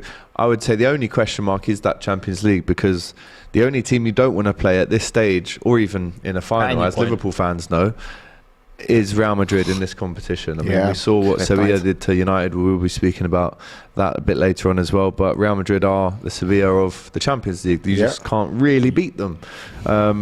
Do they stand a chance? The first leg being away, second leg at the Etihad. I think that helps. Yeah, that definitely always helps. The way it's fallen, that draw. It definitely helps. But Real Madrid, they always find a way. Just that inevitability. Their affinity with the Champions League is scary. So a lot of people are saying City look different this season. They said that last season and the season before. So I can't call. It's difficult, isn't it? I'm going to call it. Usually, I would go with Madrid, and I it's never a disrespect to Madrid because Madrid are Madrid. They are the kings of Europe. They win it every single. Well, they win it most years now, and they are the definition of football heritage. But last time these two faced, it was City that played the better. They dominated for 3 it was, and Real Madrid just found a way, and they did it every single round. They just kept coming back. PSG, they flogged off the first leg, they came back. Chelsea, they nearly let the overturn in the Bernabeu. We say this all the time about Real Madrid. Haaland will put the ball in the back of the net. Yeah, he will. That's the difference. Okay. We played Real Madrid there over the 2 legs, and even though we lost 4-0, it's not like I came away from it thinking, wow, this was like, if we were actually a serious institution, we would have actually competed. Man City are. That's the difference. And you learn lessons along the way. When you lose the first Champions League final, no one's ever won it the first time they've gone there. You go back, you get your revenge, you get the know-how. Pep's not going to make the same errors, I don't think, as he's made previously. It's true. He sticks with his team now. He's got his 3 at the back. He's got Ake. He's not making these changes. And I think if they get through Real Madrid, especially with Etihad buzzing on the return, that final, I'm sorry, no disrespect to the heritage Milan clubs, they're taking Italian them teams apart. You see those 2 clubs on the other side, it's sitting in 5th and 6th in Serie A. I got a lot of love for them, but this ain't the early 2000s. Raul, go shut up. This ain't the early 2000s. But there's a big but. You said Haaland. Yes, that's a fair point. And like I was saying, everything you said about Madrid, I was saying it last season. Like that was my argument for why I'm confident. I never discount heritage. So that was I was adamant Liverpool are going to beat this team. Like they've been scraping it. They've been outplayed. But Real Madrid, it's just what it's Real Madrid. It is. And more, what I'm thinking is that like Vinicius. Yeah. He cooks anyone. They can't have a Kanji out there with him. Yeah, like Ake's injured, so he won't. Doesn't matter who you put there, lad. He'll smoke them. He will smoke them. James, bro. Doesn't matter, lads. He will smoke them. I was about to say. What about Trent. Walker? Trent got cooked, yeah. But that's Walker.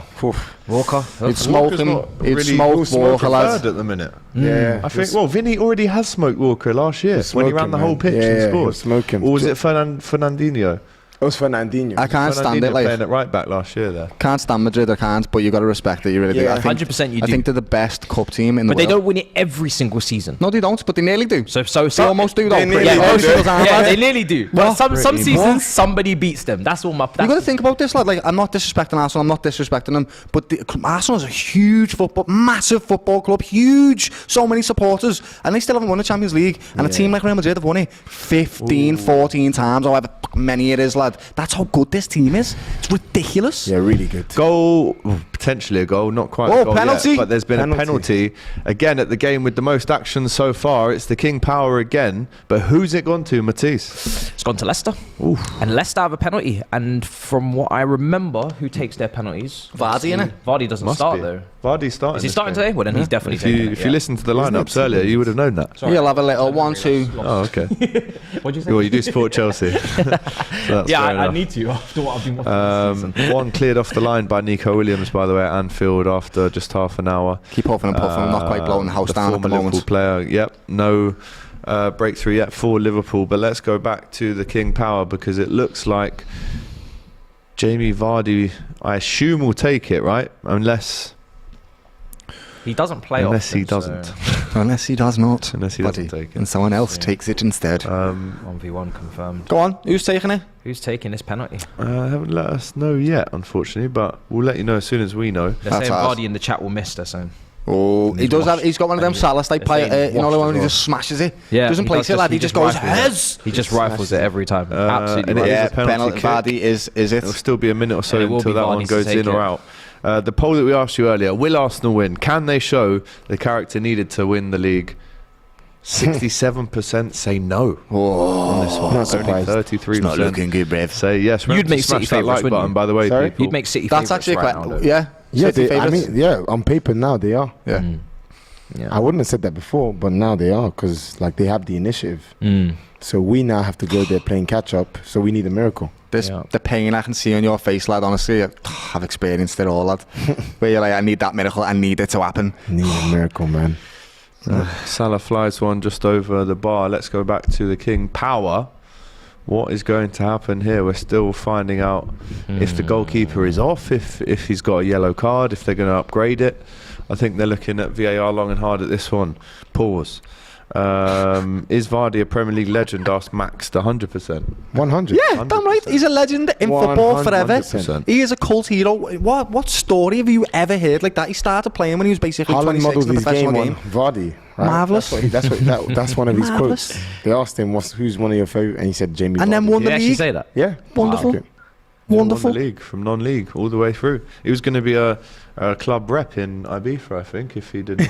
No, seriously, he said like Really? I signed up basically to go and be a club rep, and then he got a move to Stourbridge or someone like that. I wonder what it's like to be a team. club rep. Legend. Is that a fun Unbelievable. job? Not as fun as being a Premier League winner, I'm sure. Like, And it's 1-1. It's definitely not. It's Jamie Vardy who scores the penalty. Nice. Yeah. Massive goal that for Leicester. Will that Well give done them to Vardy. momentum now to go on and win this game in the West Iheanacho. Midlands derby? It was actually Iheanacho who took it.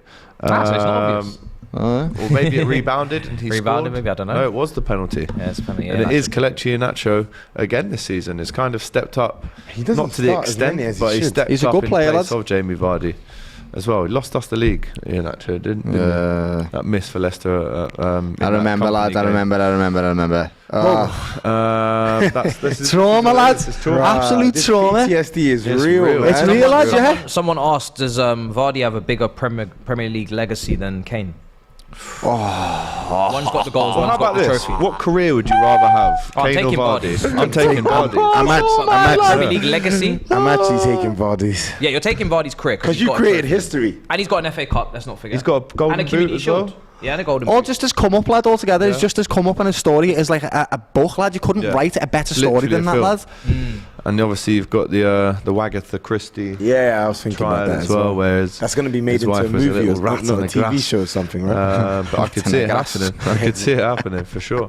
Your wife is a grass. Your wife is a grass. That's what they sing at him now when he goes away. Bromley versus Chesterfield. Vardy 100%. A lot of people saying Vardy, and yes, in the chat right now, one person I can see saying no, Vardy's won a Prem, FA Cup, Community Shield. What has Kane won?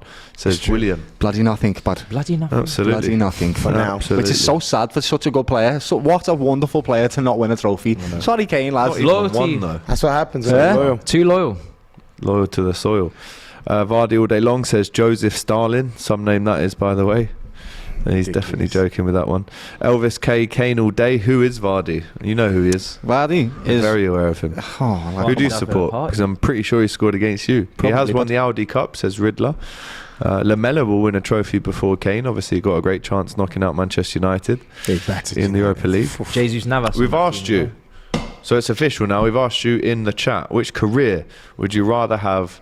Kane, best striker goals records, or Vardy with 3 trophies? And of course, one of them being the all-important Premier League with Leicester.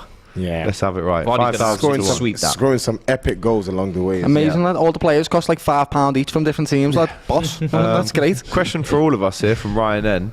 Does anyone else get a bit peed off when everyone is just saying that Arsenal is 100% going to get better because they have a few youths? That's probably reacting to the comment we just read out about I was going to ask that how question Arsenal are then, looking good to compete for the next few years. Are they Good going to question. sustain this, or are they? Is this a one? Look at Dele Alli. One-time thing.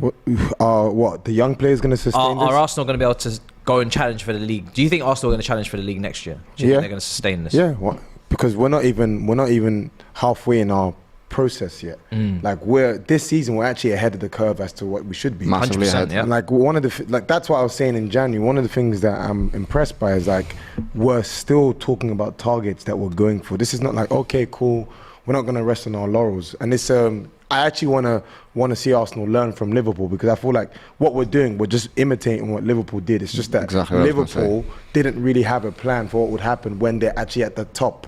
They had a plan to build a team to get to the top, yeah. but they didn't have a plan as to, okay, now we're at the top, how do we then Stay there. maintain this? Goal for Swansea away at Norwich. Liam Cullen, after 39 minutes, they're now 2-0 up away at Carrow Road. In the Liverpool game, massive chance for Liverpool. Jota missing a header from a yard out. Yeah. Oh, wow. Yeah, not like him at all. He's usually got a fantastic header on him. He's only a small lad, Yeah, but he usually small guy, slots them, lad. I think Liverpool are still plugging away. I think it's not the game that we thought it was going to be, where it was going to be 3-0, 4-0, 5-0 and we scored an early goal.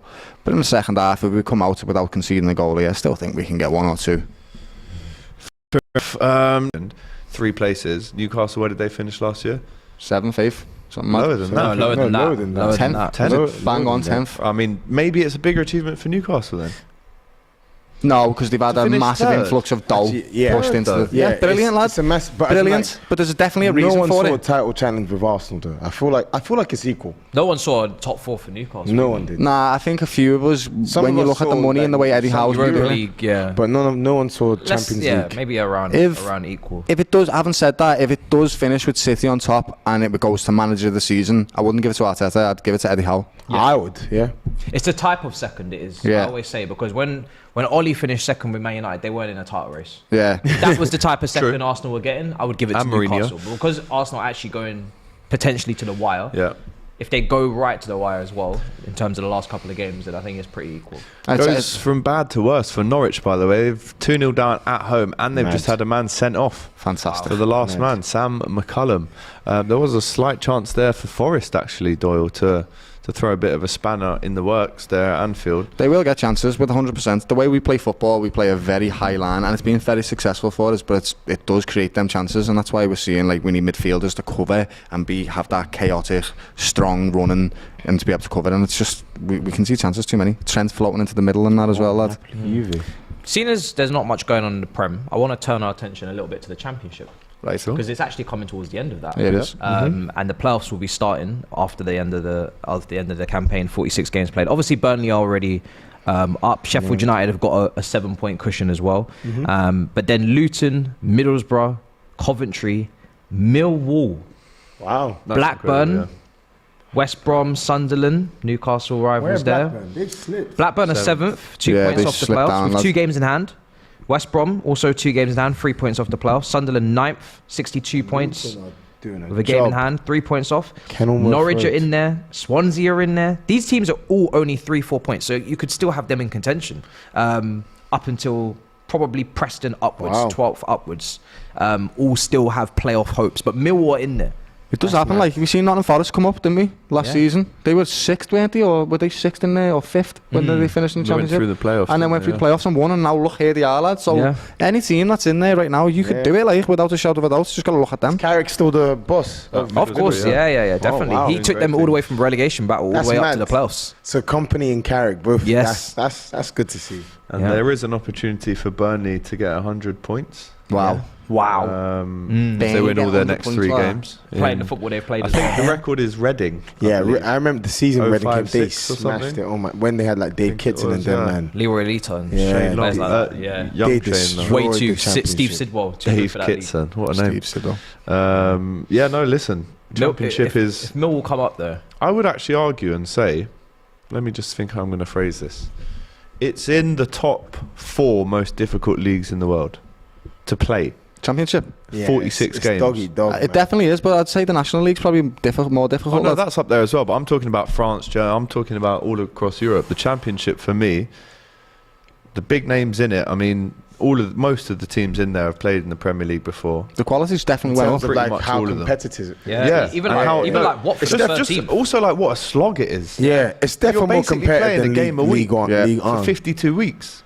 Basically, mad. if you consider the playoffs and stuff like that as well, it's crazy. It's so tough. Only the real good teams get out of that league. And if you are a Blackburn, a West Brom, a Sunderland who haven't been in the Prem for a while, it's a very, very difficult league to get out of. It turns very quickly as well, because I remember at the start of the season, people were talking about QPR, how they were going to be they're in danger of relegation. Now. It's just it's mental. They were flying, didn't they? Start. Looks like Wigan are going to be going down. Blackpool, Reading, all these teams have been Premier League. They're all in the relegation zone. Huddersfield are down there. Premier League as well, QPR, Cardiff, all Premier League. Stoke. Only one's Rotherham really that haven't been in the Prem. It is a good place though to build a foundation on, and teams like Fulham are a prime example of that. They've come up, even Bournemouth, the first iteration of them coming to the Premier League, they were there for years, lad. 7 years, 6 years, something like that. That's because they built well in the Championship, so you can home your craft there essentially. So many games as well. And you probably don't have to pay a lot of dough for players when they come in. Bournemouth. Yeah. Best January transfer window. They bought well. Insane. Yeah, they did. What a league. What a league. Are Millwall going to be playing West Ham next season? I would love to see it. Mad. That's what I'm saying. Don't mess about with that, lad. Is that could The dot What? rivalry. That's Them mad. budget cuts for the police won't run. They better up the finances. They better up the artillery because that's going to be a mad game. Ruthless, Play that that one. behind Nicky closed Hawkins doors. and Lawless at the front. Go on, then. Give it to them. If you want Sam, I'll give you Luton as well. Yeah, I'm Luton. also hearing if Luton went up, I mean, it's one of the smallest stadiums, Kenilworth Road. Would it actually But run if in they the go up, they said they'd be required or they'd be forced to spend like 2 million on it. Yeah. Wow. To meet the regulations across the summer. What is their capacity? Does anybody know? I think I It must be less than 10. 9,000. Yeah, because Bournemouth have about 10,000 and they're fine in the Premier League. Bro, one of their entrances are 10,000. looks like a house. It's like, yeah, it's like a kitchen door. Yeah. It's like honestly how to a get in. madness. Let me see. 3 minutes added time, by the way, at Anfield, Doyle. Yeah. In this one. It's been a pretty boring game, if I'm quite honest, really, like the rest of the fixtures in the Premier League so far. Talking about the Championship, it's been a lot more exciting than what we've seen from the Prem this last 45 minutes, to be honest with you, lad. Liverpool are huffing and puffing, they're just not quite blowing the house down, as I said earlier, lad. Oh my goodness. That's the entrance for the away stand. You what? So if you go to Luton next season, you're going through the Oak Stand entrance. Wow. It's legit house. But I love that though. I'd love to see that in the Premier League. I'd love to see Haaland those walking through high, them doors. fit, 200k a week players having to go to that And get Luton. something. Go from and get Kenilworth something from Luton. on a Go on, Tuesday I dare night. you. I like that. Now, listen, if it happens next season, we could see some real shocks and upsets. Look Yeah, at that. That's definitely. one of the stands at the ground. That's madness, Literally that, Culture shock someone's alone. bedroom Culture above shock. all I'd the love others. it. I think it'd be quality. That's what the Premier League needs, man. It needs I a agree, couple lads. grounds like that. I agree. That'd be quality. Heritage and that. Old school stadium says was lost but now I'm found. Remember when Arsenal went to Sutton, says Crunk King That was a in great South day. London Yeah. as well. And wasn't the goalkeeper eating a pie on the bench? Yeah, remember that? Yeah, you He stuffed got in his fined, face with didn't he? Such a Yeah. joke. mushroom Yeah, pie. yeah. Half time, by the way, at Anfield now. It's Half time with Crystal 48 Palace minutes and Everton as well. goalless. Also half time, Crystal Palace and Everton. And the only two still going are Brentford and Aston Villa. That's 0-0, that one as well. Tight there. And Leicester 1, Wolves 1 at half time. And it was Wayne Shaw, the goalkeeper, that was famously fined for betting on himself to eat a pie during the game on TV. I remember Fantastic. And he did that himself. What a bet. Yeah, great bet. That's One, what two. Great odds. 3 absolute classic moments. boring games here in the Premier League, isn't it? Eating pies very on the boring. benches, wild. AGT, do you like a succulent Chinese meal? Succulent. Says Wormless. Yeah, that's my favourite takeaway. This is Democracy Manifest. This is a democracy manifest. Oh, get off my Peter. Another thing I'd like to discuss with you guys is some of the issues that I'm facing at my own club. Hey, lots of them, lads. If you don't mind. Where are you going to begin, bro? Open it up to the therapy, open it up to the table. 3 wise men here ready to discuss and help me out here. So the short list, Tosin as well. the Don't know short, about help, like. I don't know about help. short list is confirmed of the managers. It's Pochettino, Yep. Vincent Kompany, Oh, Yep. I would. And no Nagelsmann, I lads. would love. no Nagelsmann, no Pochettino. Enrique, and also the Celtic manager who I can't pronounce. And Postecoglou. Postecoglou. Yeah. Wow. Remember when Giannakopoulos was playing for Bolton? That took me a long time to rehearse. Stelios. managed to I use don't it. think FIFA any of them- I knew FIFA his gave me name because he help. always used to do Yeah, Arsenal dirty. FIFA. Are you happy with any of them?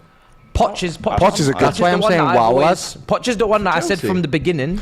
Now, Now, I love it just to see Spurs fans. Argentinian Graham Potter, lads. It All was. Spurs it'll be fans one. I would could hate that. eat that for. Eat that. Oof. Yum. Brother, Every day. Pochettino is the Argentinian Graham Potter. He would. No. What's he won? He's won League 1. The Coupe de With, France. I said what's he won. That's a shout. He did win. That doesn't That's count. a shout. It does count. I Hold could on. go to PSG, No, lad. no, That's we're and not go, gonna do lads, this. We're not go gonna and do play this. football and win the Argentinian league. Graham Potter. We're not gonna do That's- this. Hold on a I've second. never seen that.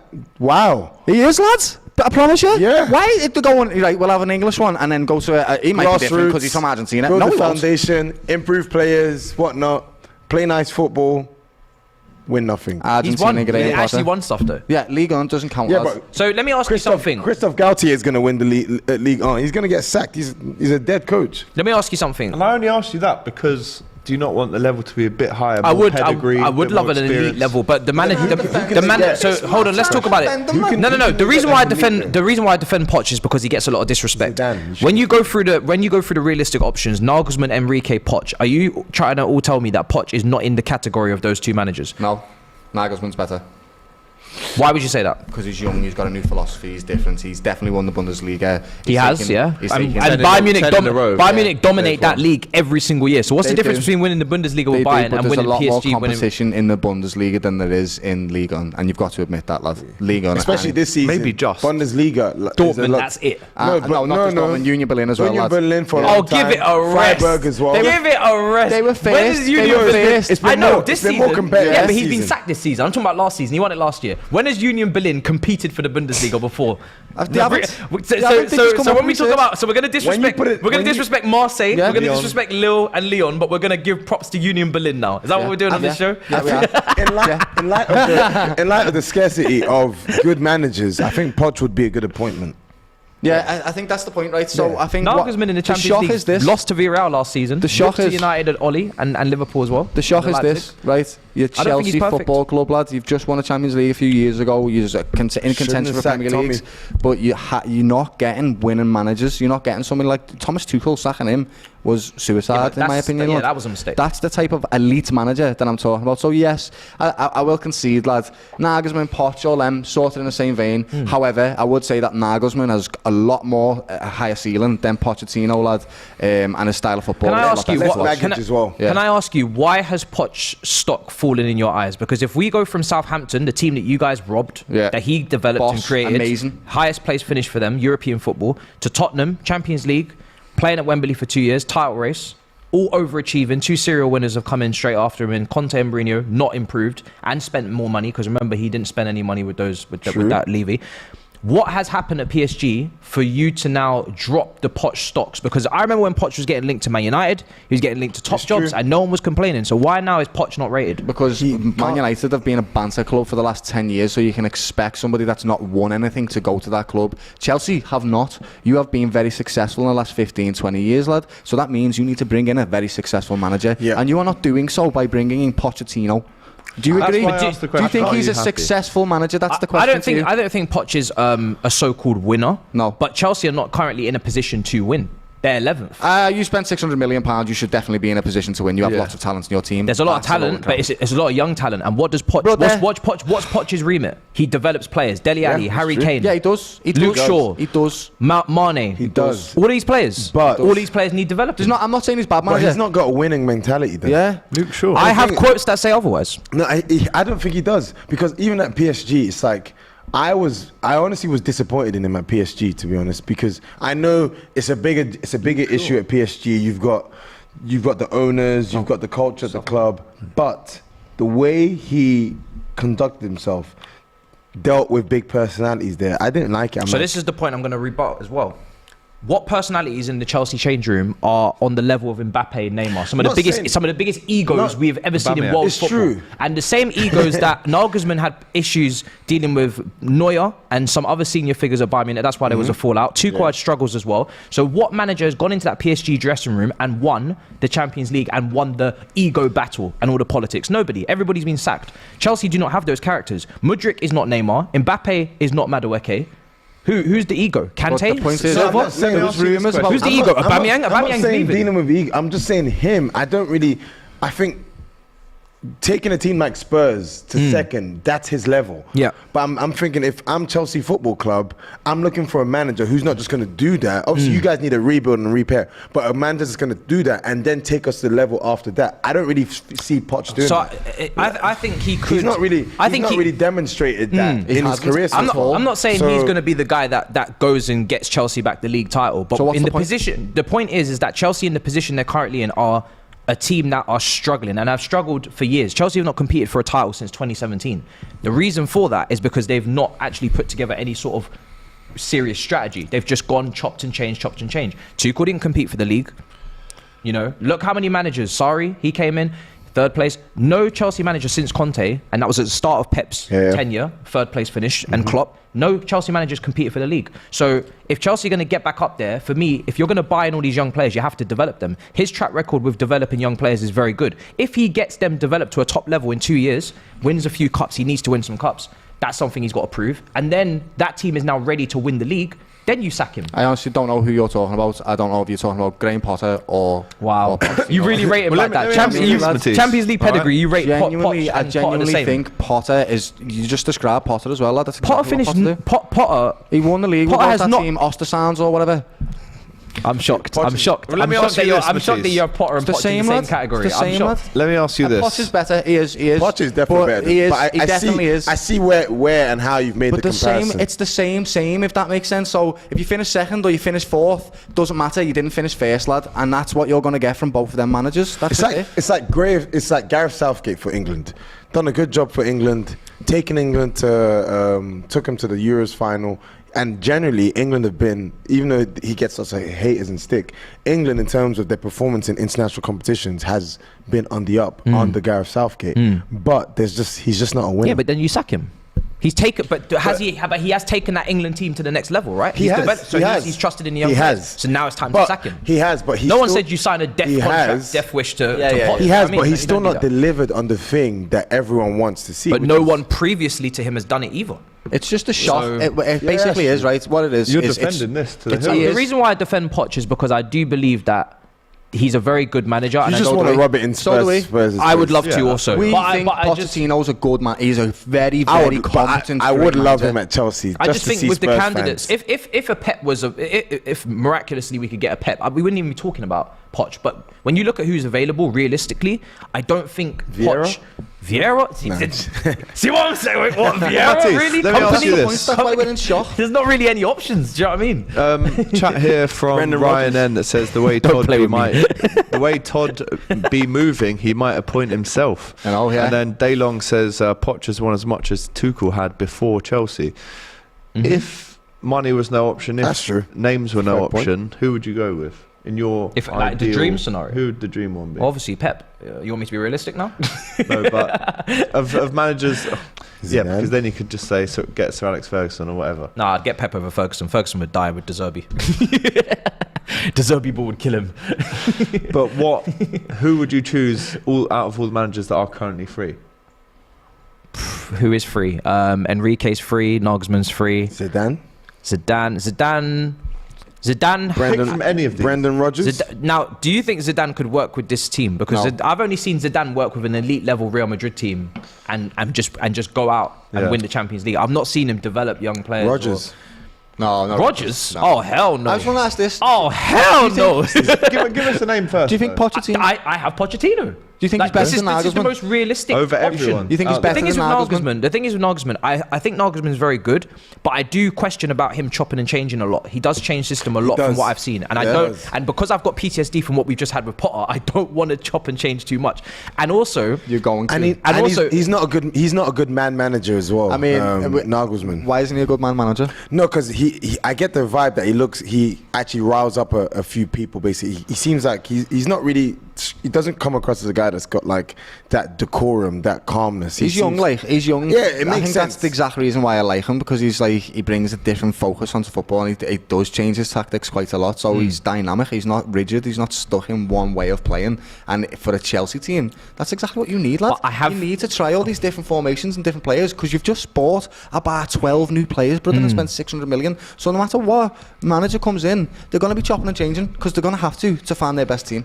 I think I need someone ruthless who's gonna. Who you guys gonna sell? I need them to know who they're gonna. They have to trim that team right down. There's no Europe next season. Who's gonna be sold? And can you see Poch being ruthless, lad? Do you think he's a ruthless guy? I think Poch is a lot more charismatic and a lot more. I think so too. Than people give him credit for. I think they see this nice little fluffy guy. I don't think people think. And they think he's all cuddly and he's all nice. But he's actually. I think he can be. He can. Yeah, that's what I'm saying. That's none of this matters anyway, because whoever comes in, your owner's gonna control him anyway. anyway.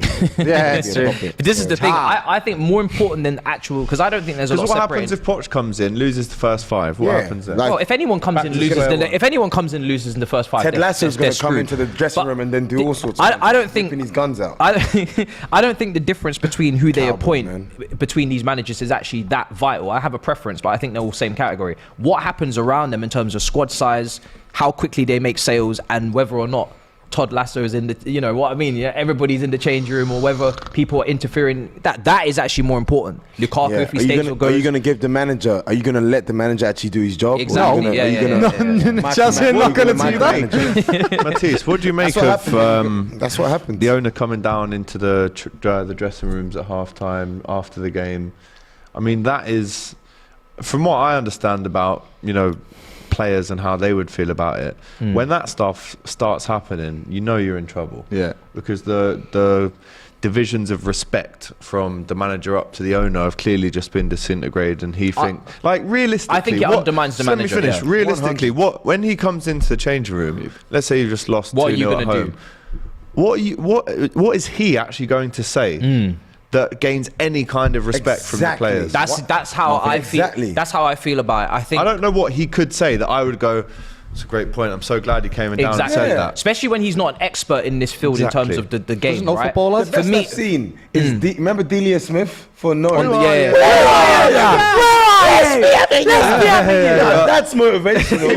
Let's be Avenue. What's this cowboy going to come say? Exactly. The thing is, right, these players have all played under some of these. Those guys 3-0. Hey guys, come on, keep pushing, keep pushing. We got a defense. These players, Offense. Sterling's played under Harlem Globetrotters. Some of these players have played under Tuchel. Some of these players, like these players, have played under some top managers. I don't think him going into the dressing room to do any sort of motivational or pep talk, I don't think it's going to do anything. And I do believe it undermines the manager a little bit, because that's the manager's job. Of course. And I would like the owner personally to find the middle ground and have that aura where we don't need you to come into the dressing room. Just seeing you up there and just looking at your face, we should understand the message. It's embarrassing, lad. Do you know what I mean?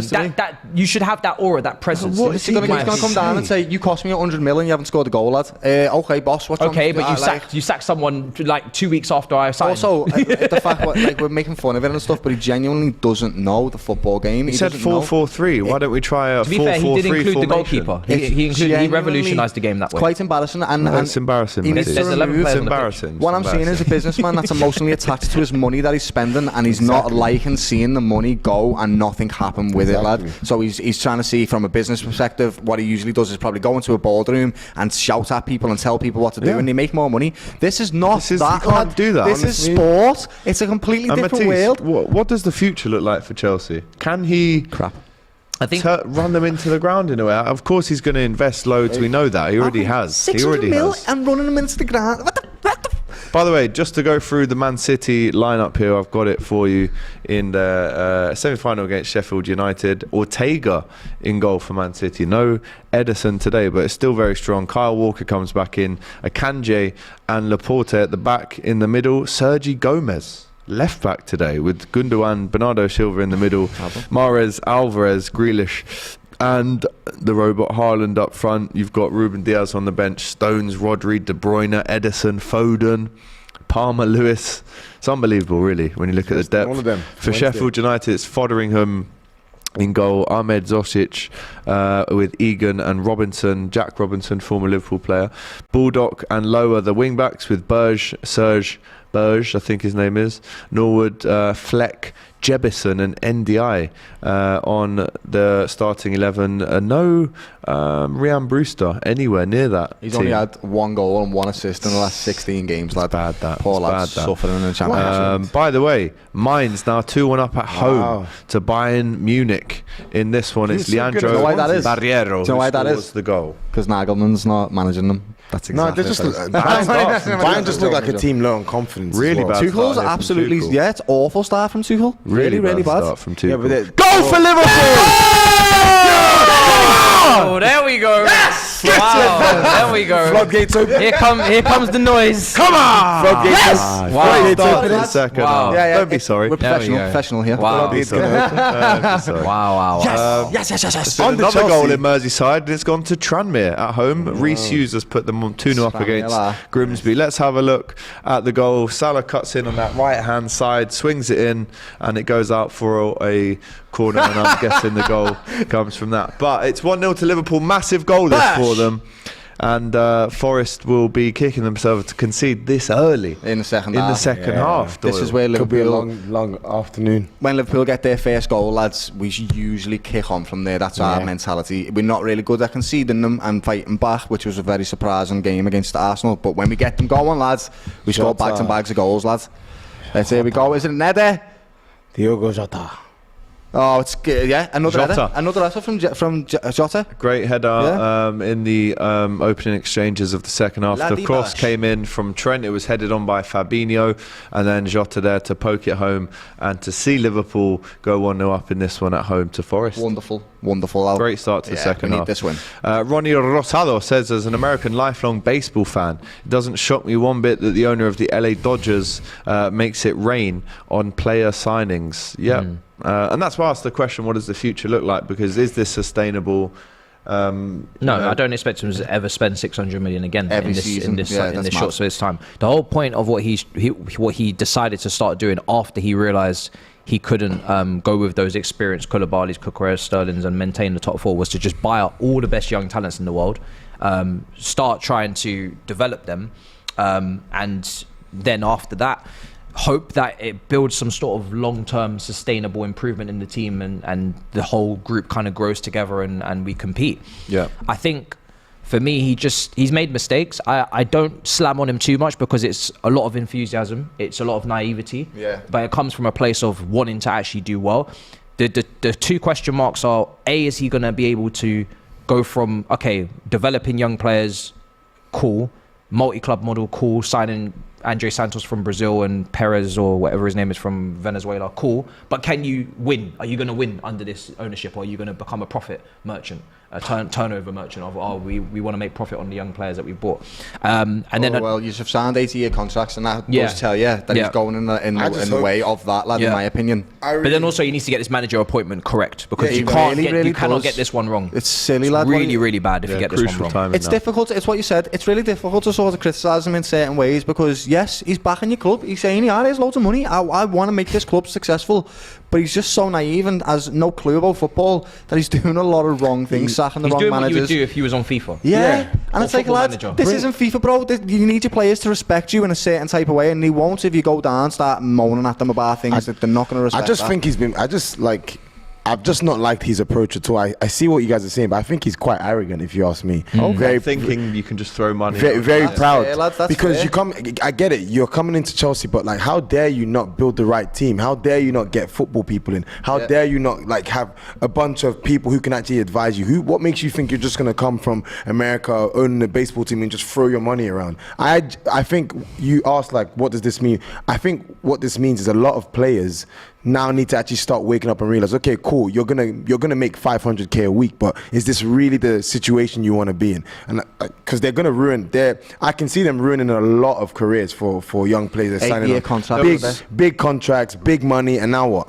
There was a comment here, I can't find it now in the chat, that said Abramovich used to go in the change rooms. What's the difference between someone like him doing it fairly not unfrequently? He didn't do it often, and he was never in the papers talking crap. He was never. Apparently, Bowie does it every game. That's what Kepa said. Apparently, he does it every game. There's a big difference. Yeah, that's when Roman does it, it speaks volumes because it doesn't happen often. And he had people. He had people there taking care of. What was it? Marina? Yeah, Marina. Czech. Yeah. He don't speak. He had people. So it's a little bit different. There's been a goal at Anfield.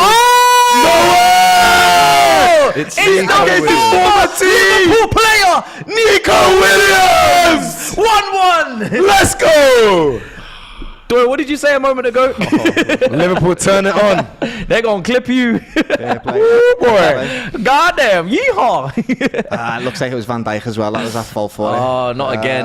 Not again. Van Dijk's having a bad season. Mine's a 3-1 up against Bayern Munich. Wow. What's going on over there? And Nico Williams, another former Liverpool player. just as we saw when Forest played Liverpool earlier on in the season, has scored at Anfield against his former team. 4 minutes after we scored, it's just poor again from Liverpool. Yeah, it's very poor. Forest are fighting again from Liverpool. This league, man.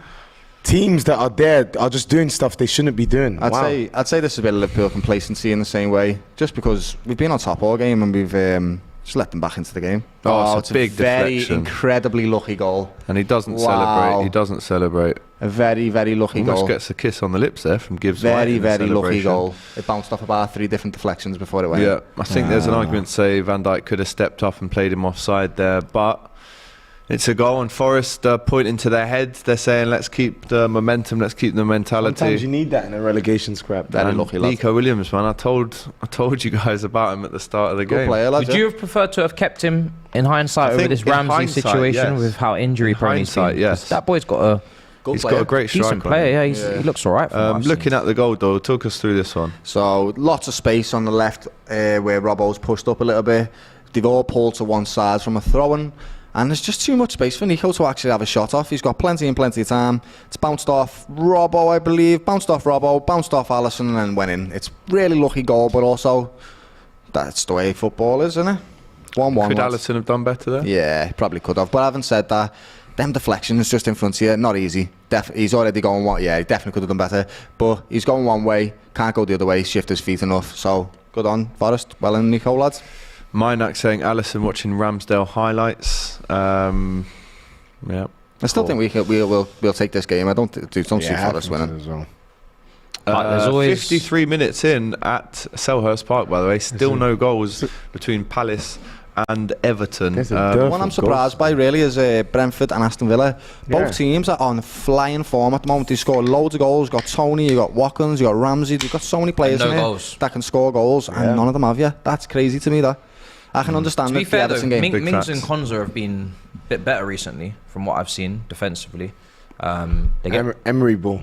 Emery's got the. But Emery, the thing is with Emery that I've noticed is that even though they have so many attacking options with Ramsey and they've got McGinn and they've got Leon Bailey coming off the bench, they get back into shape quick. Like they all get back in defence. I saw at Stamford Bridge like a 6-2-2 being deployed at one point. I couldn't believe it. Like they really get back into position.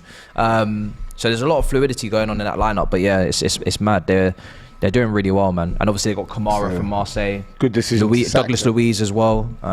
They got good midfielders there. Good decision to sack Gerrard, yeah. Absolutely. What's next for Gerrard? We speak about Lampard a lot, but what's next for Gerrard? School, lad. He needs to go to school, kid. I was just about to say that. It's one of them. Some of these players, right, they're fantastic players and they have got a base of knowledge without a shadow of a doubt to bring into a team. But when it comes to being dynamic and switching up them tactics, Gerrard just didn't have it. And the only one that's sort of impressed me... Go on! Get in! Yeah! Sorry, lads. Sorry. Sorry, lads. Sorry, lads. Jota again.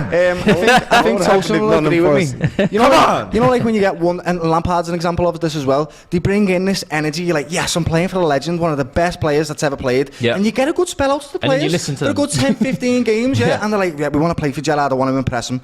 But when it comes to these tight games, all right, we're playing Brighton. They've got a fantastic manager in Graham Potter or De Zerbi, and they whip out tactics that Gerrard has never even seen the likes of, because he's never had to be in that dynamic. He's never played for a team like that. He doesn't know how to combat it, and so he loses 2-3-0 against a team like that. Does that make sense? So I think that he's just lacking. He needs to go to school, and I don't know where would he go. I think sometimes pep school. I think you need to let your ego go sometimes, right, and take a step back. I really do. So maybe be an assistant, or go to an academy, try and work some tactics out in an academy, maybe something like that. I don't know. What a goal from Diogo Jota, I think they. I mean, look how many managers are coming through the Pep school. Xabi Alonso, who's mate, how good's he doing for Bayer Leverkusen? He's doing fantastic. Semi-final and sixth in the league. He's doing really, really well. If he leaves, he might be the people. That's what I said. Yeah, he might be the one. Not Gerrard. It might be. You know, I said this in January. I said the next manager that we should be looking at is a former Liverpool midfield legend. It's Xabi Alonso, not Gerrard. He's done boss. Talk us through. No, I did it for talk. So Liverpool's second goal here, just having a little quick look at it. Well onside. Great chested down from him. Oh wow! From Diogo Jota. Jota. Come in there from the left. Jota's took it down on his chest. Knocked it with his knee, and on the volley, left foot down to the bottom corner. Defending. What a fabulous finish that is from Diogo Jota. If you haven't seen this goal, you just need to see it. Fabulous. He Wow. has enough space to do. And Fabulous. time to do that. Yeah. Great goal. Too much time. On a hat trick fabulous now. though. That's a header and a left-footed goal. If he scores with his right foot, that's a perfect hat Just trick. see Milner running away in the celebration going, oh, that's right, mate. 1-1, by the way. Celtic Motherwell. Coventry also 2-1 up at home to Reading in the Championship as well. Let's get back into the chat, see what you guys are saying. I'm going to spark a little ginger beer. All right, let's go.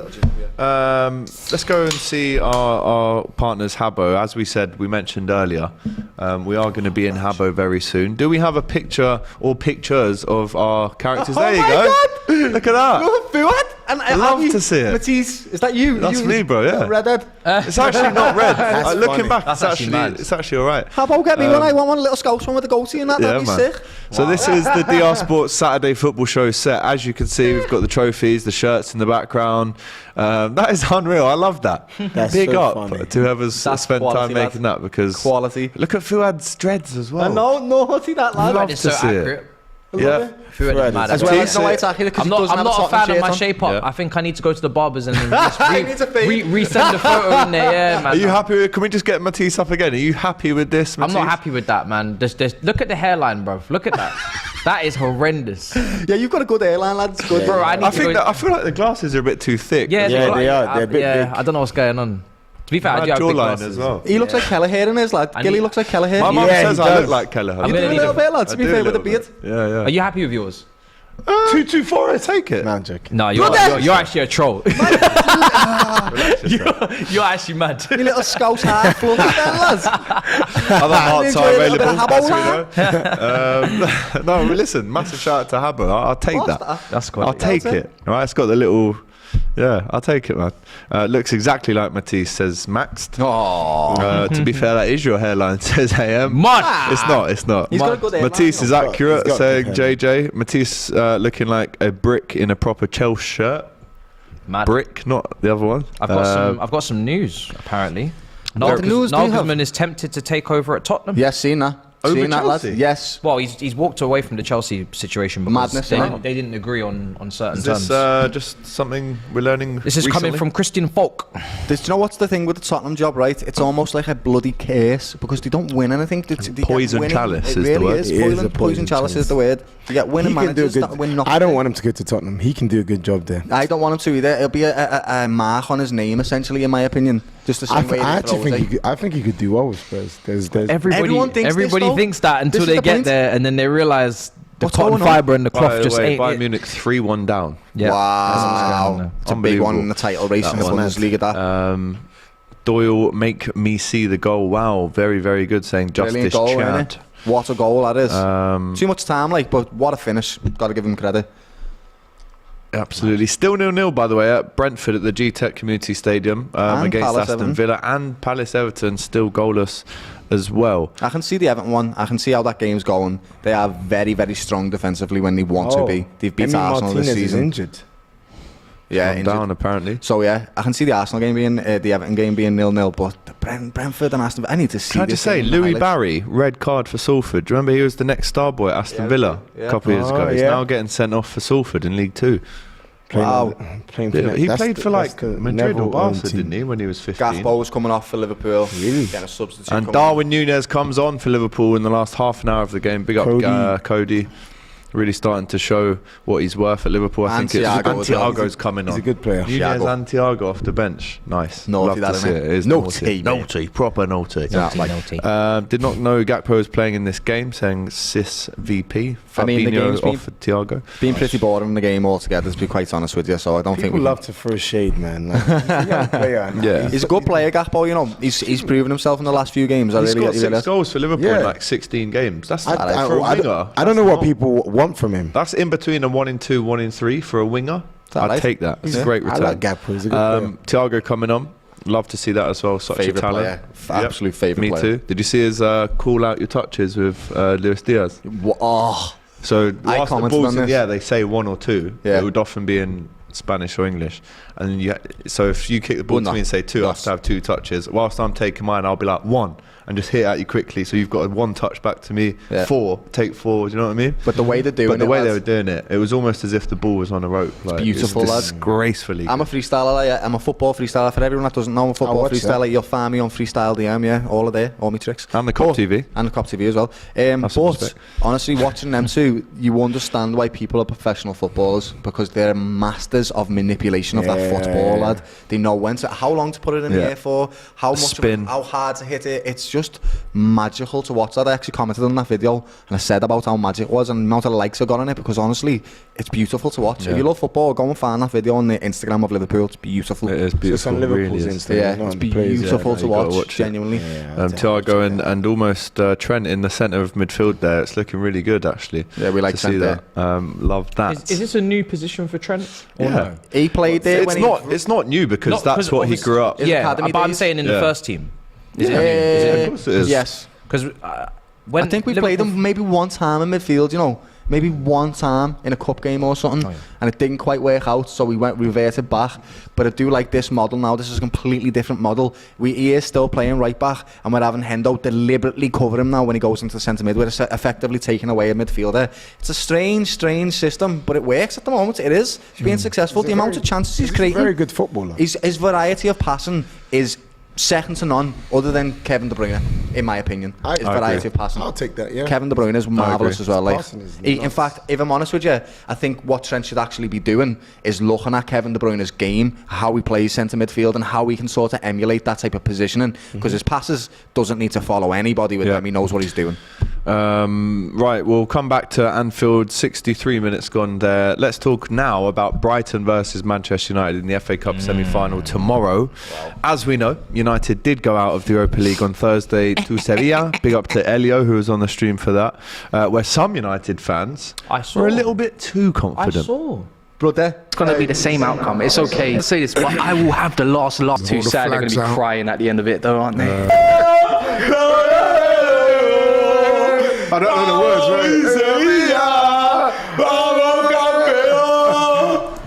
Football is a humbler. United fans have been very confident. They've been very confident. Humbled is the they've word. been super arrogant this season. It's just weird. I said this at the start of the stream, didn't I? Right, De Gea's been all right this season, he has, but in that particular game, Maguire and him were both competing about who could be as bad as each other. Marvellous. The funny thing about De Gea, though, is that his strengths have never changed and his weaknesses have never changed. Exactly. He cannot play out the back, and you know he can't collect and claim crosses. Why is he trying to make him do it? So his pass selection there to find Maguire. Some people said Maguire could have scanned. It was a bad pass, though. It was. It was he put him in danger there, lad. Do you know what? The pass didn't have enough pace on it. If you put pace on that pass, you kind of force Maguire to turn out. And you're like, no, lad, he had 3 men around him. More dangerous, though. Yeah, but he had 3 men around him, lads. But somebody experienced in that position, like a Jorginho, would have noticed that it was 3 coming in from those angles, but behind him there was space, and he would have turned out. But that's not Maguire's specialty. Bro, I don't think what is. I'm not. And that's what I'm saying. If you just do a half pivot, lad, you have to do a Cruyff turn and then rebone it to the other lad. You'll be sound, bro. But you should know your teammates. You should know your teammates. You shouldn't pass to him. Do you guys remember that clip where De Gea could have passed it to my guys, and instead he kicked out of play? He kicked out of play. She doesn't trust him. Yeah. So why now in this game did you decide to play it to him? His brain was scrambled, lad. Did you see the last goal? Third goal. Oh my God. Lord.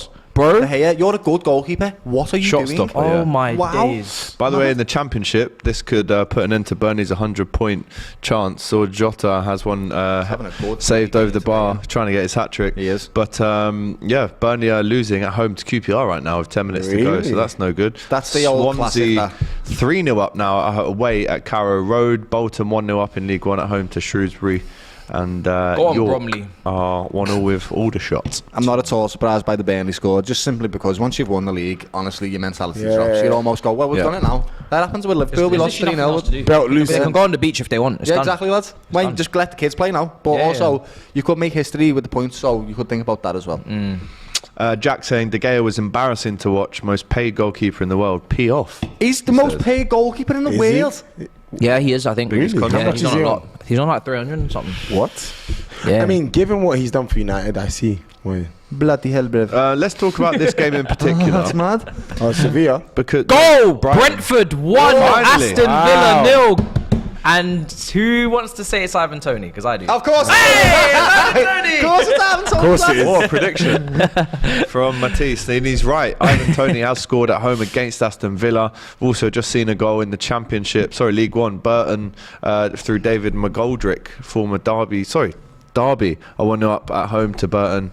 David McGoldrick has scored in League One. Sheffield. Wednesday 1, Exeter 1. Derby player was you about to say as well? Yeah, I saw Burton first. Yeah, he still plays for them, as you can see. Assist by Brian and Mbeumo. Is that 18 or 19 now for Tony this season?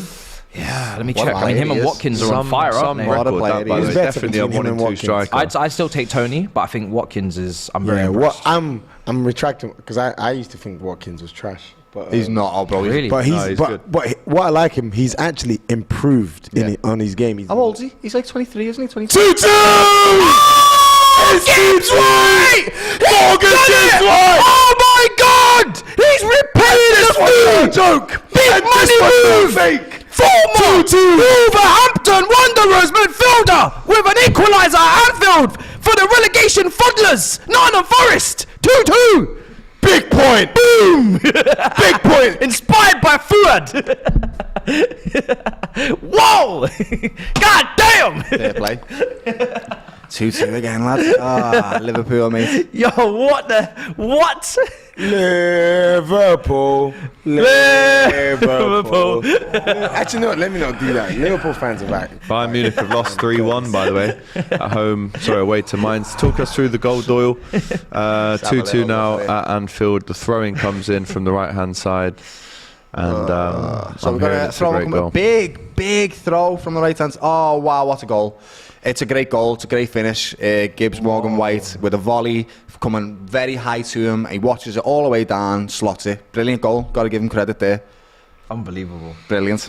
What a goal. 23 minutes to go at Anfield. Can Liverpool find a winner? Can Forest upset Liverpool? We have to find a winner. We have to find a winner. It's Do you know important. what? They've conceded 2 to Forest. There's no reason to say that they can't concede again now. Absolutely, yeah. Absolutely, that's true. That all came from, by the way, and Brennan Johnson's about to come on for Forest here. That all came from a pass from Alisson that just was really poorly aimed at Robertson. One thing I will say is, since my season died on Tuesday and I had a funeral on my channel, no one in the top 6 has picked up anything that they wanted. You know, Man United, Arsenal, now Liverpool. I think Trent can block that. Yeah, Trent could have probably blocked it off the line, but it's one of them. It's bounced off Kanate as well. Oh, you messing me. Is it a great strike, yeah? It's had 3 deflections again, lads. It's come off Kanate, come off Trent and gone in. Touch of the green here from these, you know. You need People that. are saying in the chat, Alisson. Is Alisson You need that when you're for the throwing without the misplaced. But they have got a bit of luck with the strikes. You need that when themselves. you're at the bottom. 2 deflections, 2 goals for Forest, and it's wow. It's looking like a nail biter, that one at the end now. Shoals Music with the super chat says United fans should chill, to be fair. Their centre-back partnership was missing. Rashford, Shaw, Fernandes all missing, unfit. Arsenal are crying with only Saliba out.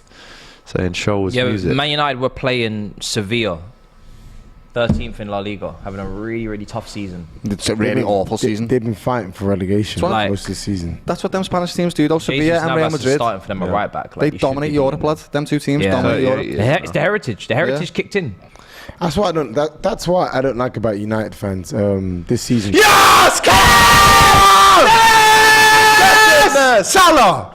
Gets this goal. What a game this is. Hold that and hold that as well. Holdings. Yes! Come on! What did you say, Matisse? This is ridiculous. Matisse, what was you saying? I might be back. You never know. I might have another one. Liverpool might concede. I might have nothing. I might have You still might, so just relax yourself. Relax yourself. I might have one more. I might more. 70 million times. I might have one more left in me. Be careful. So I'm going to talk you through the goal. There's still 20 minutes to go. Mohamed Salah. But what a game this is. They say the worst time to concede is when you've just scored. I mean, but that's happened twice to Forest now. Both teams are displaying it. That's true. Quite quickly. Well, it's very true then. What a great second So we've got Trent on the 5 right-hand goals side in the second half here. Trent's on the right-hand side. About to take a free kick. We're just going to whip it in. Let's see what materialises here. He whips it in. Mo Salah is in the middle of the box. What a delivery from Trent, and that's why he's the best right back in the bloody world. What a delivery that is. Beautiful goal. Right now, just relax now. Please, 20 can we minutes to win? go. Give us another goal, Declan. Relax now, I don't want to hear Tosin go, oh, 2-3, bro. I don't know. I don't want it. I don't know. I can smell He's some gonna end up more with 2 broken drama. arms today. Oh god! Shocking defender from Forest, almost Liverpool level, says Minac. That one will stand. I will say it's from another set piece. They've conceded 2. Is it 3 actually? What was our first goal again? Yeah, 3 set pieces. Yeah, Did he 3 concede? set pieces. Wow. It's a great. He was getting dragged back massively there by Mo the Salah defender. gets by this the way. constantly, right? Like He's so everyone calls him strong. a diver. They do, right? And I don't get me wrong. He has done some soft ones at the start of his career, but he's such a tenacious little player. Oh, he's getting held back You've got to badly understand, there. like, You know. Many people they wrap his arms I agree. around him, lad. I agree. And He so just doesn't keeps going. Yeah, and so what is he supposed to do in that moment? Is he supposed to let them grab him? Like, it's difficult for him, but he does well with it, in my opinion. He really If does. he didn't score that, I think that's a penalty anyway. Yeah, so because do I. of He's the getting fact dragged that there's everywhere, 2 lad. arms round him. And especially some of the lads, like he's 5'7". If Gilly's grabbing me, lad, he's 6'2", yeah. If Gilly grabs me, lad, I'm going to feel him grab him. He's a big lad. Yeah. So if these big lads grab you, you're pulling me down, lad. I agree. Possible offside, offside. check, but I do think it still will stand, this one. Yeah, he's onside. Well onside. What's the Miles point in even onside, checking that's silly. It's a joke. Congratulations to Liverpool for winning the 8th position, says D Dice. Hold tight. I love that 8th lad, you know what I mean? 7-up dream Europa table, says Luis Garcia. Not offside, fair goal. Miles onside, Miles and How's Miles Liverpool onside. title fight going, says the Foxes Kyle. How's your relegation fight going, my friend? bloody With muppet. Jamie Vardy as your profile picture. How's your relegation fight? See you in the championship. Actually, no, I won't, because that means we'll get relegated as well. So, I'll watch you in the championship next year, you sausage. Athletic Bilbao 2-0 up away at Almeria in La Liga as well. Another game that's going on there today. Real Madrid play Celta Vigo later on. And it's a bit of an incident here between Kayate and Henderson and Milner on the side of the pitch. I'm not too sure what happened there, but I digress. Let's go back to Manchester United. I think we were speaking about Brighton versus United before all of these goals started flying in at Anfield. So let's go back to that. Agree or disagree? Brighton are favourites for this game. I would. So I'd say they are. I think Brighton are the better team. I think Brighton are the better footballing team. What with the Bearing in mind that with the Lindelof injuries? and Maguire will start that game. Especially Maguire's injuries. suspended, so it'll be Luke Shaw probably at centre back. Bro, with with Lindelof. Maybe I don't know if If Malacia's I'm Evan fit. Ferguson, I am looking to but he's a doubt as well. capitalise. Is he a doubt? That guy just going like that. He's a doubt. I think Brighton are a better football team, but I think Man United. I think they United know will how see to it find through. a way in cup I think competitions Brighton as well are gonna to win the Carabao. smoke so them, I lad. think United will find a way to see. They it. might find a way. I think Brighton will win it, but I don't know. It's tough. It's tough to call. 'Cause Man United have got a bit of fight back now. Awani has almost just scored an overhead kick. But it was beautiful. For Forest. It's a bit of a head tennis. It's headed up by Felipe and again by Konate, again by Freuler, again by Worrell. Overhead kick, not that much power. It's kind of come off his toe a little bit, but still enough to make Alisson work. And there is 15 minutes to go now at Anfield in that one. Let's go back again to Brighton versus Manchester United. For me, right, the look at what Man United have done in the last few competitions, even the League Cup that they won, right, Newcastle had bags and bags of chances against them, they just didn't take them. You've seen it in Sevilla now, they got knocked out by them, comprehensively got beat by them, and the way Brighton are playing at the moment, honestly, they're one of the best teams in the league next to City and Arsenal. Genuinely, I think if you're on form now, I think they're second or third. So going into this game now with players like Matoma, who's been one of the best players in the league right now. Yeah, I just can't. And Evan Ferguson, is he back? I don't know if he's injured still. He's a doubt, but if he plays, I mean, it could be curtains for you. And even so, lad, I'd be telling him to go and stand on Lindelof for sure. They're bringing that Paraguayan wonder kid, what's it? Enciso. Mate, they're wonderful team. I think they can definitely do United, you know. I'd love it if they sound beat... like Kevin Keegan. I tell you what, they've got to go to Middlesbrough and get something. I would love it. I would love it. I would love it. I actually would, just to humble. Just it would be funny. Get the United fans humble. Yeah. Because I remember, you guys remember back in the day when Liverpool won their treble. United fans. The Mickey Mouse treble. What kind of treble is that? It's not for everyone, bro. No. And now, whoa, a treble. Fake, man. They're shameless, team, really, aren't they? Yeah, they have no fake shame. team. That's why Shameless was filmed in Manchester. Low. Frank, mate. Yeah. Yeah, I'm gonna back Brighton for it actually because I did on the preview, and I do think Brighton are the better. They're the better. I'm going 3-1 Brighton on this. They're the better team to watch. Listen, I'll happily eat my words if United pull out a The thing is, Man United are good at pulling out them results. That's why. Do you know what I mean? Goal for Leicester. Oh, massive goal. In the race to stay up in the Premier League. Leicester, big up the Foxes. Kyle mugged us off a minute ago. It's Timothy Castagna with the goal, and Wolves were 1-0 up in this one, but now they're going behind, Matisse. Wow, that is insane. Victor That's a Christensen. Who's that? big comeback from Leicester if they can hold out there, especially at home. Christensen. Who's and we know that they've got a big game coming up against Leeds that we mentioned earlier as well. So there's some big relegation clashes for Leicester. How important could that goal be for the Foxes? Wonderful relegation battle. I love it. I really do. Even Nottingham Forest right now, touch wood that they don't get this equaliser or win against them. But even so, the fights that we're seeing from these teams, it's almost better than the top of the league. It is, lad. It's exciting to watch. It is. Really these are big points for Leicester right now. If these manage to get over the line with these points, bloody hell, where will that take them to actually? Can we have a look at the league? See where it'll take them to. Got the league, Matisse? League table, let's take a look. So Leicester currently in 19th. It would take them out. 26 points. That would take them 16th. Yeah. Wow. It could be huge. It could be huge. This is mad. Is that wow? Wolves are 13th on 35 points. They look like they've saved themselves a little bit, don't they? Chance for Forest there. I don't think they're quite out yet, but they're almost. Yeah, I think another win for them, and they're definitely fine. Wolves are staying up. It changes. Lopetegui, they should be fine all the time. Lopetegui and but having said that, Wolves on 32 games right now, lad. You got the likes of West Ham who are on 30. Everyone else is on 32 as well. Actually, to be honest, Bournemouth though, they're the big surprise for me at the moment. I said it earlier. I love them. 31 games played.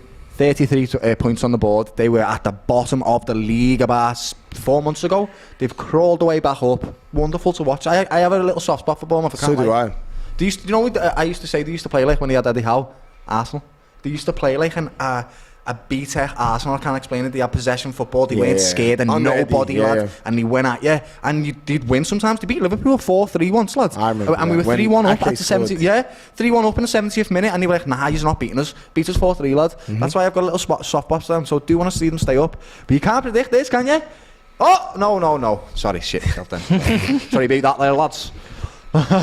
Liverpool still not over the line. It's going to be a really nervy few last minutes here. Brennan Johnson coming on and bolstering that attack with Awani up front for Forest.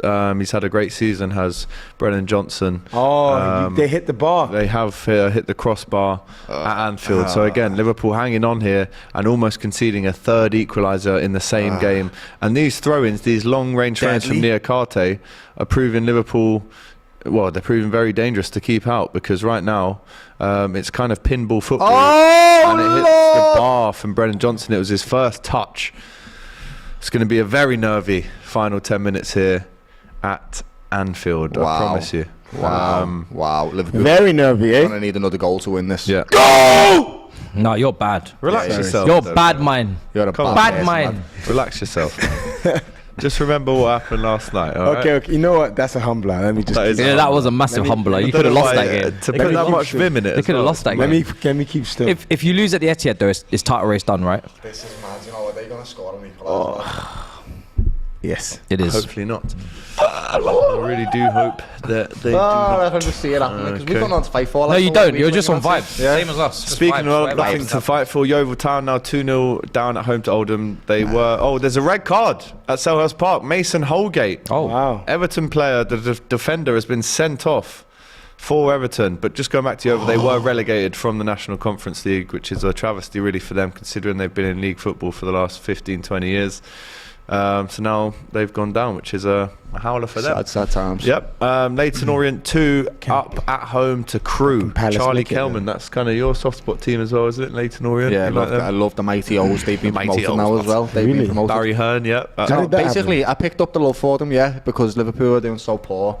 and I just couldn't watch them every single. I still watch them. I still watch them. But every time there was a local game on at the Orient, lads, I was like, do you know what? I'll go down there, pay a tenner for a ticket, no problem. And he gave me some wonderful nights, actually, to be honest with you. We've had watched some good football there, so up the mighty O's, innit?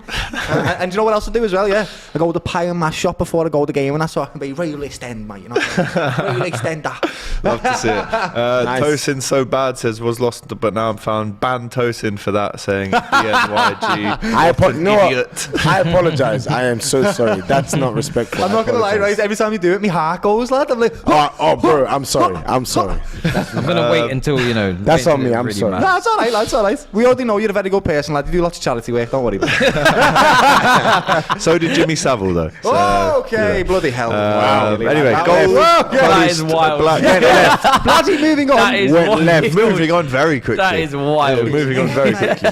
Gold Coast Black Star says, which championship team that has not been in the Premier League for a while would you like to see promoted? We kind of touched on this earlier. I'd love to see Millwall fans in the Prem. Even though I'd hate Millwall. Yeah, we would all hate them. We would all hate them, but that's why I want them. And we need them. That's why I want them. I played there. Luton actually might be mad for the away experience. I would love Luton to come up. Lewis Diaz coming on for Liverpool. Burnley are not going to be the villain that they once were. They're not going to be that Brexit FC so we need anymore. a villain. They're going to play nice football, actually. Yeah. So we need someone to hate. It's nice to have two good teams come up who play nice football or whatever, and then one absolute shithouse bastard of a club, and Millwall are that club that can take points off anybody. By the way, that type of team. Just saying that, they won with. I played at Millwall. Oh, Burnley equalised. I was the captain at Millwall in a game in November. Remember when Mick McCarthy was the manager? Oh yeah, you did. Yeah, it was an intimidating venue. Let me tell you that. Wigan are currently 1-1 with Millwall at the moment. Yeah, currently Burnley 1, QPR 1. They've just scored Burnley.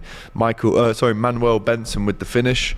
Sheffield Wednesday 2-1 up at home to Exeter as well, and Barnet are leading away at Maidenhead United, the real MUFC. The real. Yeah, took a few seconds for you to get it. Still 0-0. Palace versus Everton. Can Palace take advantage of 10 men Everton? Hopefully. Or will it be the other way round? This is what I love about lower league teams, by the way. You know, the fans that they do have.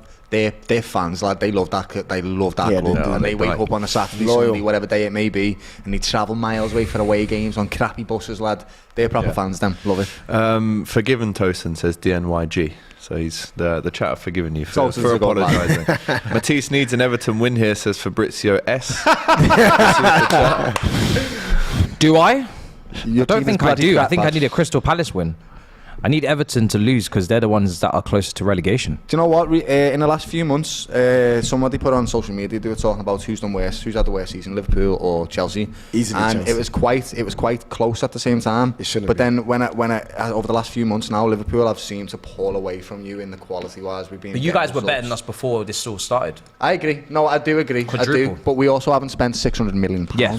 Yes. So, you know, that comes into it. Yeah, I think that's a pretty big thing. Yeah. I think that's quite a big thing, actually. Luis Diaz drawing in the foul from Nico Williams that picks up a yellow card for the former Liverpool man and goal scorer.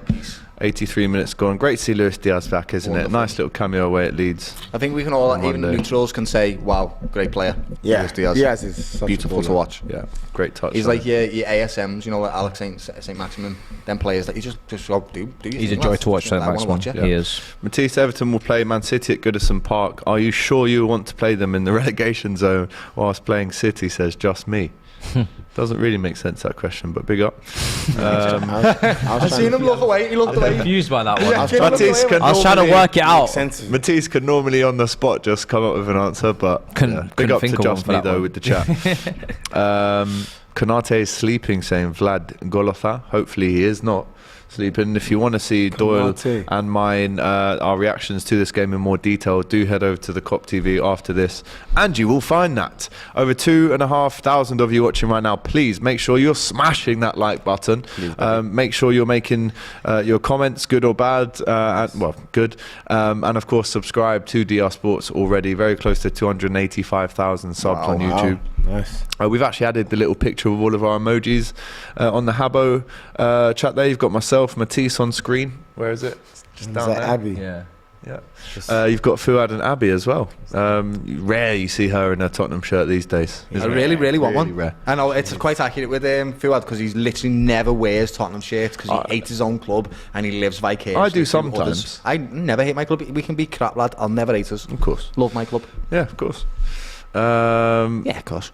Yeah, Josh. Come on, Palace, man. I need late equalisers or late winners or I something. need a late winner from Palace. Equaliser from MUFC, Maidenhead United. Charlie Adams, not the Charlie Adams. Spelled Charlie. fairly differently, that Charlie. one. Like a girl's spelling that, isn't it? Charlie. Match latest really a 0-0 at Palace versus Everton. I thought that'd be Yeah, there'll be goals. Thought Listen, Palace that's a would great score some point for goals. Everton, considering the form Palace have been in. Yeah. If they can hang on to that one. And I would say though, Palace are get safe the now. point. Palace are safe. Palace are safe, Yeah, definitely. Yeah. They don't need to push too hard anymore. I don't think. The Roy Hodgson actually turned out to be a good appointment. Tan home for now. I respect it though. You know, To the it's end of the almost- season, I think they should get someone new for next season. Though. Yeah, I but I think- think like for what it represents, For what it was.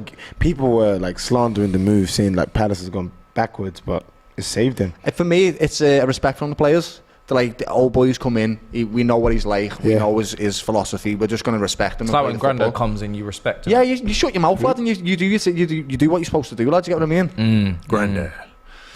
Bradford 2, Gillingham 1, late goal from the penalty spot from Andy Cook. I want to speak about Spurs.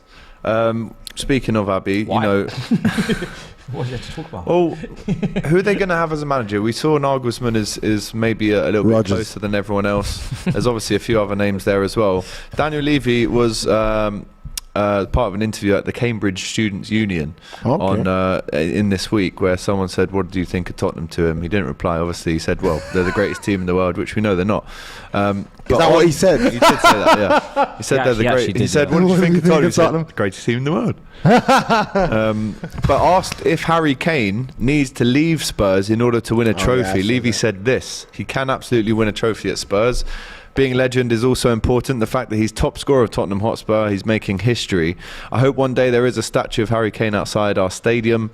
He also refuted suggestions that he has established himself as the toughest negotiator in the Premier League. To that, he said, "I don't consider myself a special negotiator or anything like that. I'm just acting in the best interest of my club. I think when it comes to transfers, it depends on the balance of power. If you have a player who you really don't want to sell, then you have every right to say no."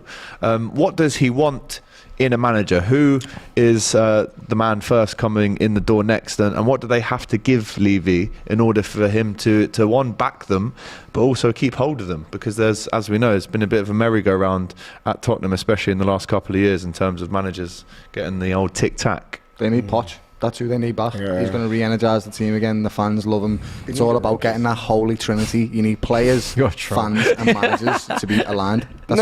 I think Brendan Rodgers would do well at Spurs. I don't. Genuinely do. I don't. I think he'd just be another one of them managers that doesn't win anything. I think Poch is the only key to this answer at the moment, lad. To this. Hold on a second. But you said Poch isn't that. Are you Chelsea? Are you Tottenham? No, I'm just saying, like, where's this Poch propaganda coming from? You're Chelsea. You just said they haven't won anything. Wow. So why is Poch going to come in and 1-1 Villa. Goal! Douglas Luiz! Late 1-1 in the day, Douglas Luiz maybe snatches a point for Aston Villa away at the G-Tech, which again has been a really tough place to go to. But that's a very, very important goal for Aston Villa. Let's go back to you, Matisse. Yeah, why is Poch going to win them anything? I never said he'd win anything. I said he would re-energise the squad. He has history with them. That counts for something. Rodgers couldn't. You don't think Rodgers could re-energise? No, not in the same way that Poch goes. I have been to Tottenham games this season actually, and I've seen them fans crying out for Poch. They literally sing Poch songs still. That's the man that they want. Really? Yeah. He's also good with resources. We've seen him already not spend any money and get the team to a Champions League final. So I think he's the man that should really go back to Tottenham. Whether or not it'll happen, probably won't. But I think that's who they would want. I don't think Poch himself wants to go back there. I agree. Because it's a backward step. It's not a progressive action. It's going back to do something that didn't work out the first time. Chelsea. Yeah. He's the favourite at the moment. If you've seen the shortlist, he is the only option. I get it. This shortlist is very short. But Spurs legend. Yeah, exactly. And that's do you know what? A Spurs legend that wins his first trophy in English Chelsea football are was just Chelsea. honestly bum with the Can you barrels, imagine girl. rubbing that in Tobes' face? Oh my God. Don't I Chelsea will and have a Tottenham hate each field other? day. We do. They do. Yeah. So why would you want their manager? Because I'm looking at it from the perspective was we actually win a trophy with him, and then I get to get that image and give it to Abby and give it to Tobes and frame it. And I think that is just For trolling. He wants Poch just for trolling. Expressions loves Poch. Right? If we win a trophy with Poch, it's something they could never achieve, and I can frame that and give that to them. That's mad. It would be wonderful. You're the troll. You're the troll. I am. Yeah. More than you can believe. More than you can believe, my friend. 87 minutes that goal from Douglas Luiz, by the way, at Brentford as well. Liverpool games to finish, lad. I really just want this over. Starting to get me nervous. I don't get nervous, but I'm starting to get a bit bored in this one. Please, Liverpool, get it over the line. Please. A madness. Let us know in the comments who Tottenham need, what Levy would like to see be achieved by that manager to avoid getting the sack as well, as he has done so often, so recently as well. Let's get into the comments. Let's refresh them here. 5 minutes extra time in the Liverpool game. Damn. Bloody damn. They're asking you, are you hosting the Barcelona versus Atletico Madrid? Oh, we're not doing a watch along for that, but I would like to. It's good with the It's a weird kickoff because it clashes with Brighton, Man United. Honestly, the La Liga or the Clasico games in particular are like some of the best shows to present on this channel. Like Nico and Raul, just absolute comedy gold. Marvellous. Comedy gold. Another strike for... I saw Raul absolutely rinsed my brother Dami when he was here. Yeah. The gloves. Yeah. Shut up. I do think your boy lost his head a little bit though. He did. Do you want to go outside? On your first stream as well. Brother, I was sat here with Raul doing all this madness to me, and I genuinely, some of the thoughts going through my brain, lad, I was like, don't do nothing, and you just sit here and shut up, lad. Just sit here and shut up, lad. But your boy was trying to ask him outside and... Madness. It was mad. I saw. He's a heel. Raul is a heel. No composure. Chance for Darwin Núñez here. Oh, not good sure idea. if that was a cross or a shot, really. Know what he was saying. All right, so. Real Madrid is a DR Sports fan favourite. Yes, Raul didn't want to come outside. Well, he put the gloves on in the second leg and was ready to go outside. Sean Dyche to Chelsea says La Jonu. West Ham will win a trophy before Spurs do, as an Arsenal fan. And Falulu says bullshit. Bullshit. And Family says bullshit. It's full time, by the way, at Carrow Road. Awful result for Norwich. Swansea have come there and absolutely pulled the pants down there. It's 3-0. Smashed them. And 10 men Norwich were as well towards the end. As well as Trent gives away a needless free kick here for Forest, and the time is ticking at Anfield. Cardiff 1, Stoke City 1. It finished there. And that's a good result there for both teams, you could say. QPR, by the way, have just scored a super late goal away at Burnley. And they could have wrapped up the league today, Burnley. They could have had the trophy on the pitch. But no, it looks like they might now lose this one at home to struggling QPR, who, again, had such a great start to the season. But not quite a great end. That's crazy. And Yeovil are now 3-0 down at home to Oldham, and it's poor. They've already wrapped up promotion, but they haven't wrapped up the league title. Yeah.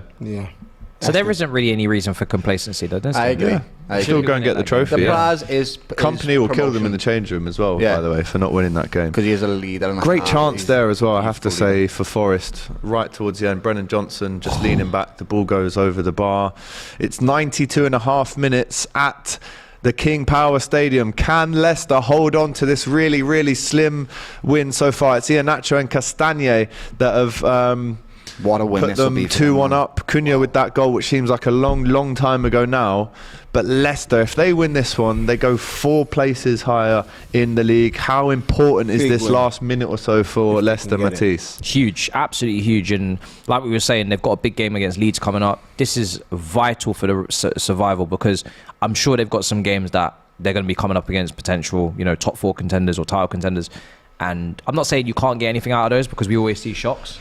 But there's a lot of motivation at the top of the league right now for points. Like the top 4 races as close as it's ever been. So you need to be picking up the points against your relegation. It's basically double points. You're sending somebody into more mud, and you're capitalising. So massive win. So many of them. There's so many of them, lad. There's so many fixtures coming up like that. Yep. Exciting. Very impressive. Absolutely very exciting, man. Let's have a We look went at for some of draws, the I think. comments. We're gonna have to try and find some relegation fans. You know, some of these teams here. We're gonna have to try and find some of them, lads, get them on here because they're gonna experience some pain. Get old Mick and we on. want that Mike. on camera, don't we, lads? Hey, Get don't Mike. we? Everton fan Mike. Mike, yeah, Mike. James He went Boone, through it get him last on as year. well. You only tubes, mate. So we're going down. James doesn't act. James doesn't act like he's in a relegation battle. He acts like his team's best team. Yeah, I know, lad. Some of the shouts that boy comes out with sometimes. On to the me, Cop TV last week, he went, "We're going to finish you off early. It's going to be 4-0. Leeds 4, Liverpool 0. No dismissal. Result just came in at Anfield. Yes! Come on, full time. Get in there. Yes! Free key Finally, we win on a Saturday at 3 o'clock. Game Massive over. 3 points for Liverpool. Liverpool 3, Nottingham Forest 2. Big scare in that one. Final Big whistle was scare. blown at Anfield. Big scare. Final whistle was also blown at Selhurst Park. 0-0. Yeah. Palace 0, Everton 0. Points 0-0 gained. result Do you know what for I'm loving Everton. from Liverpool recently? Our responses, lad. Our responses are marvellous. We went 2-0 down against Arsenal, scored 2 goals, should have won the game. We conceded a goal just after half-time from a Kanate mistake at Leeds. Yeah. It looked like the pressure was on us. Went and scored another one and ended up bagging 6. Today, 1-1, 2-2. 3-2 to the Redmen. This is the exact mentality that we need to be building up again. I love this. This is what we're made of, lad. Is right. Get in. Massive win that for Liverpool. 3 points. We move on to Wednesday's trip away at West Ham. And as you can see, the players on the pitch celebrating, hands up in the air after that win. Good win. And Jurgen Klopp shakes the hand of the other manager on the touchline that he shared 2 hours with today, and Steve Cooper. Any 3 points is a good game of the day, that, lads. Didn't seem like it was going to be, but game of the day. Yeah, and Steve Cooper was at Liverpool, by the way, for 5 years as a coach. Full time as well at Leicester. Massive 3 points for the Foxes. Iheanacho and Castagna making sure that they win this one. 2-1 at home to Wolves. How important of a result will that be come the end of the season? Huge. We're just waiting for Brentford Aston Villa to finish as well. It has also kicked off, by the way, at Wembley. It's Manchester City versus Sheffield United in the FA Cup. Looking forward to seeing that one as well. A couple more minutes at the very, very least here at the GTEC Stadium. Bolton have won at home in League One to Shrewsbury. Just confirmation of that Holgate red card for Everton on the 80th minute. Blackpool have won away at Birmingham in the Championship as well. Colchester 4, Sutton United 1. Eastleigh and Solihull Moors have drawn 0-0 in the National League as well. Liverpool 81% possession today, according to Diablo Norway in the chat. Top of that game, lad. Leicester with that new manager bounce, saying Ali Ali. Well, listen, they've won today and they had to win that, and they have. Unbelievable that Villa are still ahead of us, saying Musa. Who do you support? Could be Liverpool. This is a great result for Liverpool, actually, this. 1-1. This is brilliant for us. If we are trying to get top 4, which I think is out of the picture for us. But this is brilliant for us. We've got great results. Wonderful. 7th pool, says Ahmad Doshan. That's fair. 7-0. That's bloody fair. Still over 2,000 of you watching us right now. Make sure you press that like button. I've just done it myself on here. It doesn't take long to do. It's free. Please help us out and make sure you do that. Comment and subscribe if you haven't to DR Sports already. And go and follow all these guys as well, including myself. We've got Matisse, we've got Tosin, we've got Doyle, aka Freestyle DM, here on the show as well. Arteta tried teaching his nursery kids how to fry big fishes, says the numbers Mason, referring to the game last night. Forest are trash, saying Klinsmann's mullet. AGT thoughts on Arsenal bottling yesterday. If you want to see our thoughts, rewind. Coming like Craig David. I guess it was rewind. Full time at Brentford. It is full time. 1-1. Aston Villa picked up a point. It's a good point. At the GTEC Community Stadium, Tony and Douglas Luiz with the equaliser on that. Big point. I mean, both of them would have wanted to obviously win just to get one over each other there in that battle for European spots. But yeah, I think it's a good point for Villa that they don't let Brentford close the gap on them. It's fair. They had 5 wins in a row going into this game, Villa as well. So I think it's fair. This is exactly what Liverpool would wanted, and I think the way the teams have both been playing, they're both on similar veins of form. They both play similar styles of football. Great, yeah, that's fair. I think that comment was in relation to bigger fish to fry, Arsenal. And now people are saying, are they pescatarian? That is the question. Oh, that's a great one. Rocky says empty Wembley. When you went out of the Europa League, everybody was like, is it bigger fish? Yeah, I hated that. Is it empty? Let's have a look. Better not be. Give out Sheffield United the allocation. The whole of Sheffield will be up there. I'm a little bit gutted here for City. I'm a little bit gutted that Rian's not playing spare today. Seats. There's quite a lot of spare seats Wow. Oh, crazy. City have won this cup. How many times? 5 maybe. Yeah, they don't care about this cup. Maybe. They don't care about this maybe cup. 3 or 4. Madness. But that one has started. It's 0-0 in the first 15 minutes at Wembley. As we said, a few spare seats in that one. The empty had is now emptier than Wembley. I saw AGT on Monday. I met him for a drink on Tuesday, says Toby Larone. Incorrect. She's making a joke about a Craig David song. Took her for a drink on Tuesday, and we were making love on order. FFP Cheaters versus Sheffield, says Maynak. Of course, the trial is still ongoing there, isn't it? Is there no Man United versus Brighton watch along? You had smelly Palace fans on last year, says DR Sports. Ooh, Smelly. Says Arctic Temper. Relax yourself. AGT FA Cup semi-final watch along. No, couldn't find any Sheffield United fans. I saw a lot of them today. Actually, to be fair, at Wembley. That is a lot of empty seats. I can't lie to you guys. That's a lot, yeah. That's a lot more than I thought there'd be, especially hell of a lot near of the empty pitch seats. like that. You know? It is, man. This is a What does that semi-final say? of the FA Cup. That is disrespectful to this cup. It really is. Massively. Right, all the Premier League games have now finished, guys. Let's go back to our predictions. What were they? I'm pretty sure none of us predicted Liverpool 3-2 Forest. I predicted 1-0 Wolves. I think I predicted 2-0 Palace, which obviously didn't get right. And I think I said 1-0 in the other game as well. Obviously all wrong. I said 2-2 for Brentford and Villa, but it ended 1-1. Yeah. We all said 3-0, 4-0, whatever to Liverpool, didn't we? I think I said 1-1 with the Wolves and Leicester game. Yeah, I had Leicester ended up 2-2. winning. I got a score correct in the Brentford Villa one. Sam says, yup, AGT, big love to the COP TV, thank you. Make sure you go over there shortly. You'll find fan cams with Mario and all the fans outside Anfield. You'll also find myself and Doyle on there as well with our instant match thoughts as well. And City want to expand their stadium. Why, says Andrew Green, referring to the empty seats here at Wembley. As Haaland scores a goal, but it's offside, it's a foul, so that won't count. That one. Even I know that was like offside or whatever it was, but how still. How quickly did he get his shot off? It's a great strike. What the hell is this fella? Are they going to look it up? Let's have a look. Is that a foul off the ball? It's first time. Just as. First time. What the hell, kid? Right. Let's see if this is a foul. Yeah, it's through the back. I'd say just about a foul by Haaland. But he did kind of bully the ball there. I wouldn't say that was foul, mate, to be honest with you. Don't think it was a foul. I think it's quite soft. I think he was just stunned. Yeah, there's not really much in there. The other player bounced off him.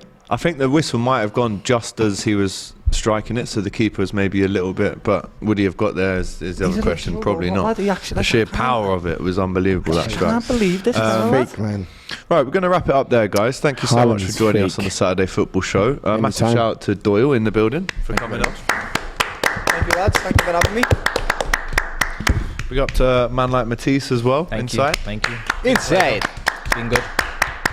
Enjoyed. And it was great to have Tosin on as well. Let's see if last time's outing on the Saturday Football Show was as entertaining as this for Tosin. Chances now. Yeah. That, I think if you was to kind of have the inquest to this game, or when Eddie Howe looks back on this and dissects this game, that would be probably something he draws on in his post-match press conference. Or Two big chances. 2 big chances away at the Etihad, and we've taken none of them, or not even tested the keeper from them, you know? Also, cheap goes to Leighton as well.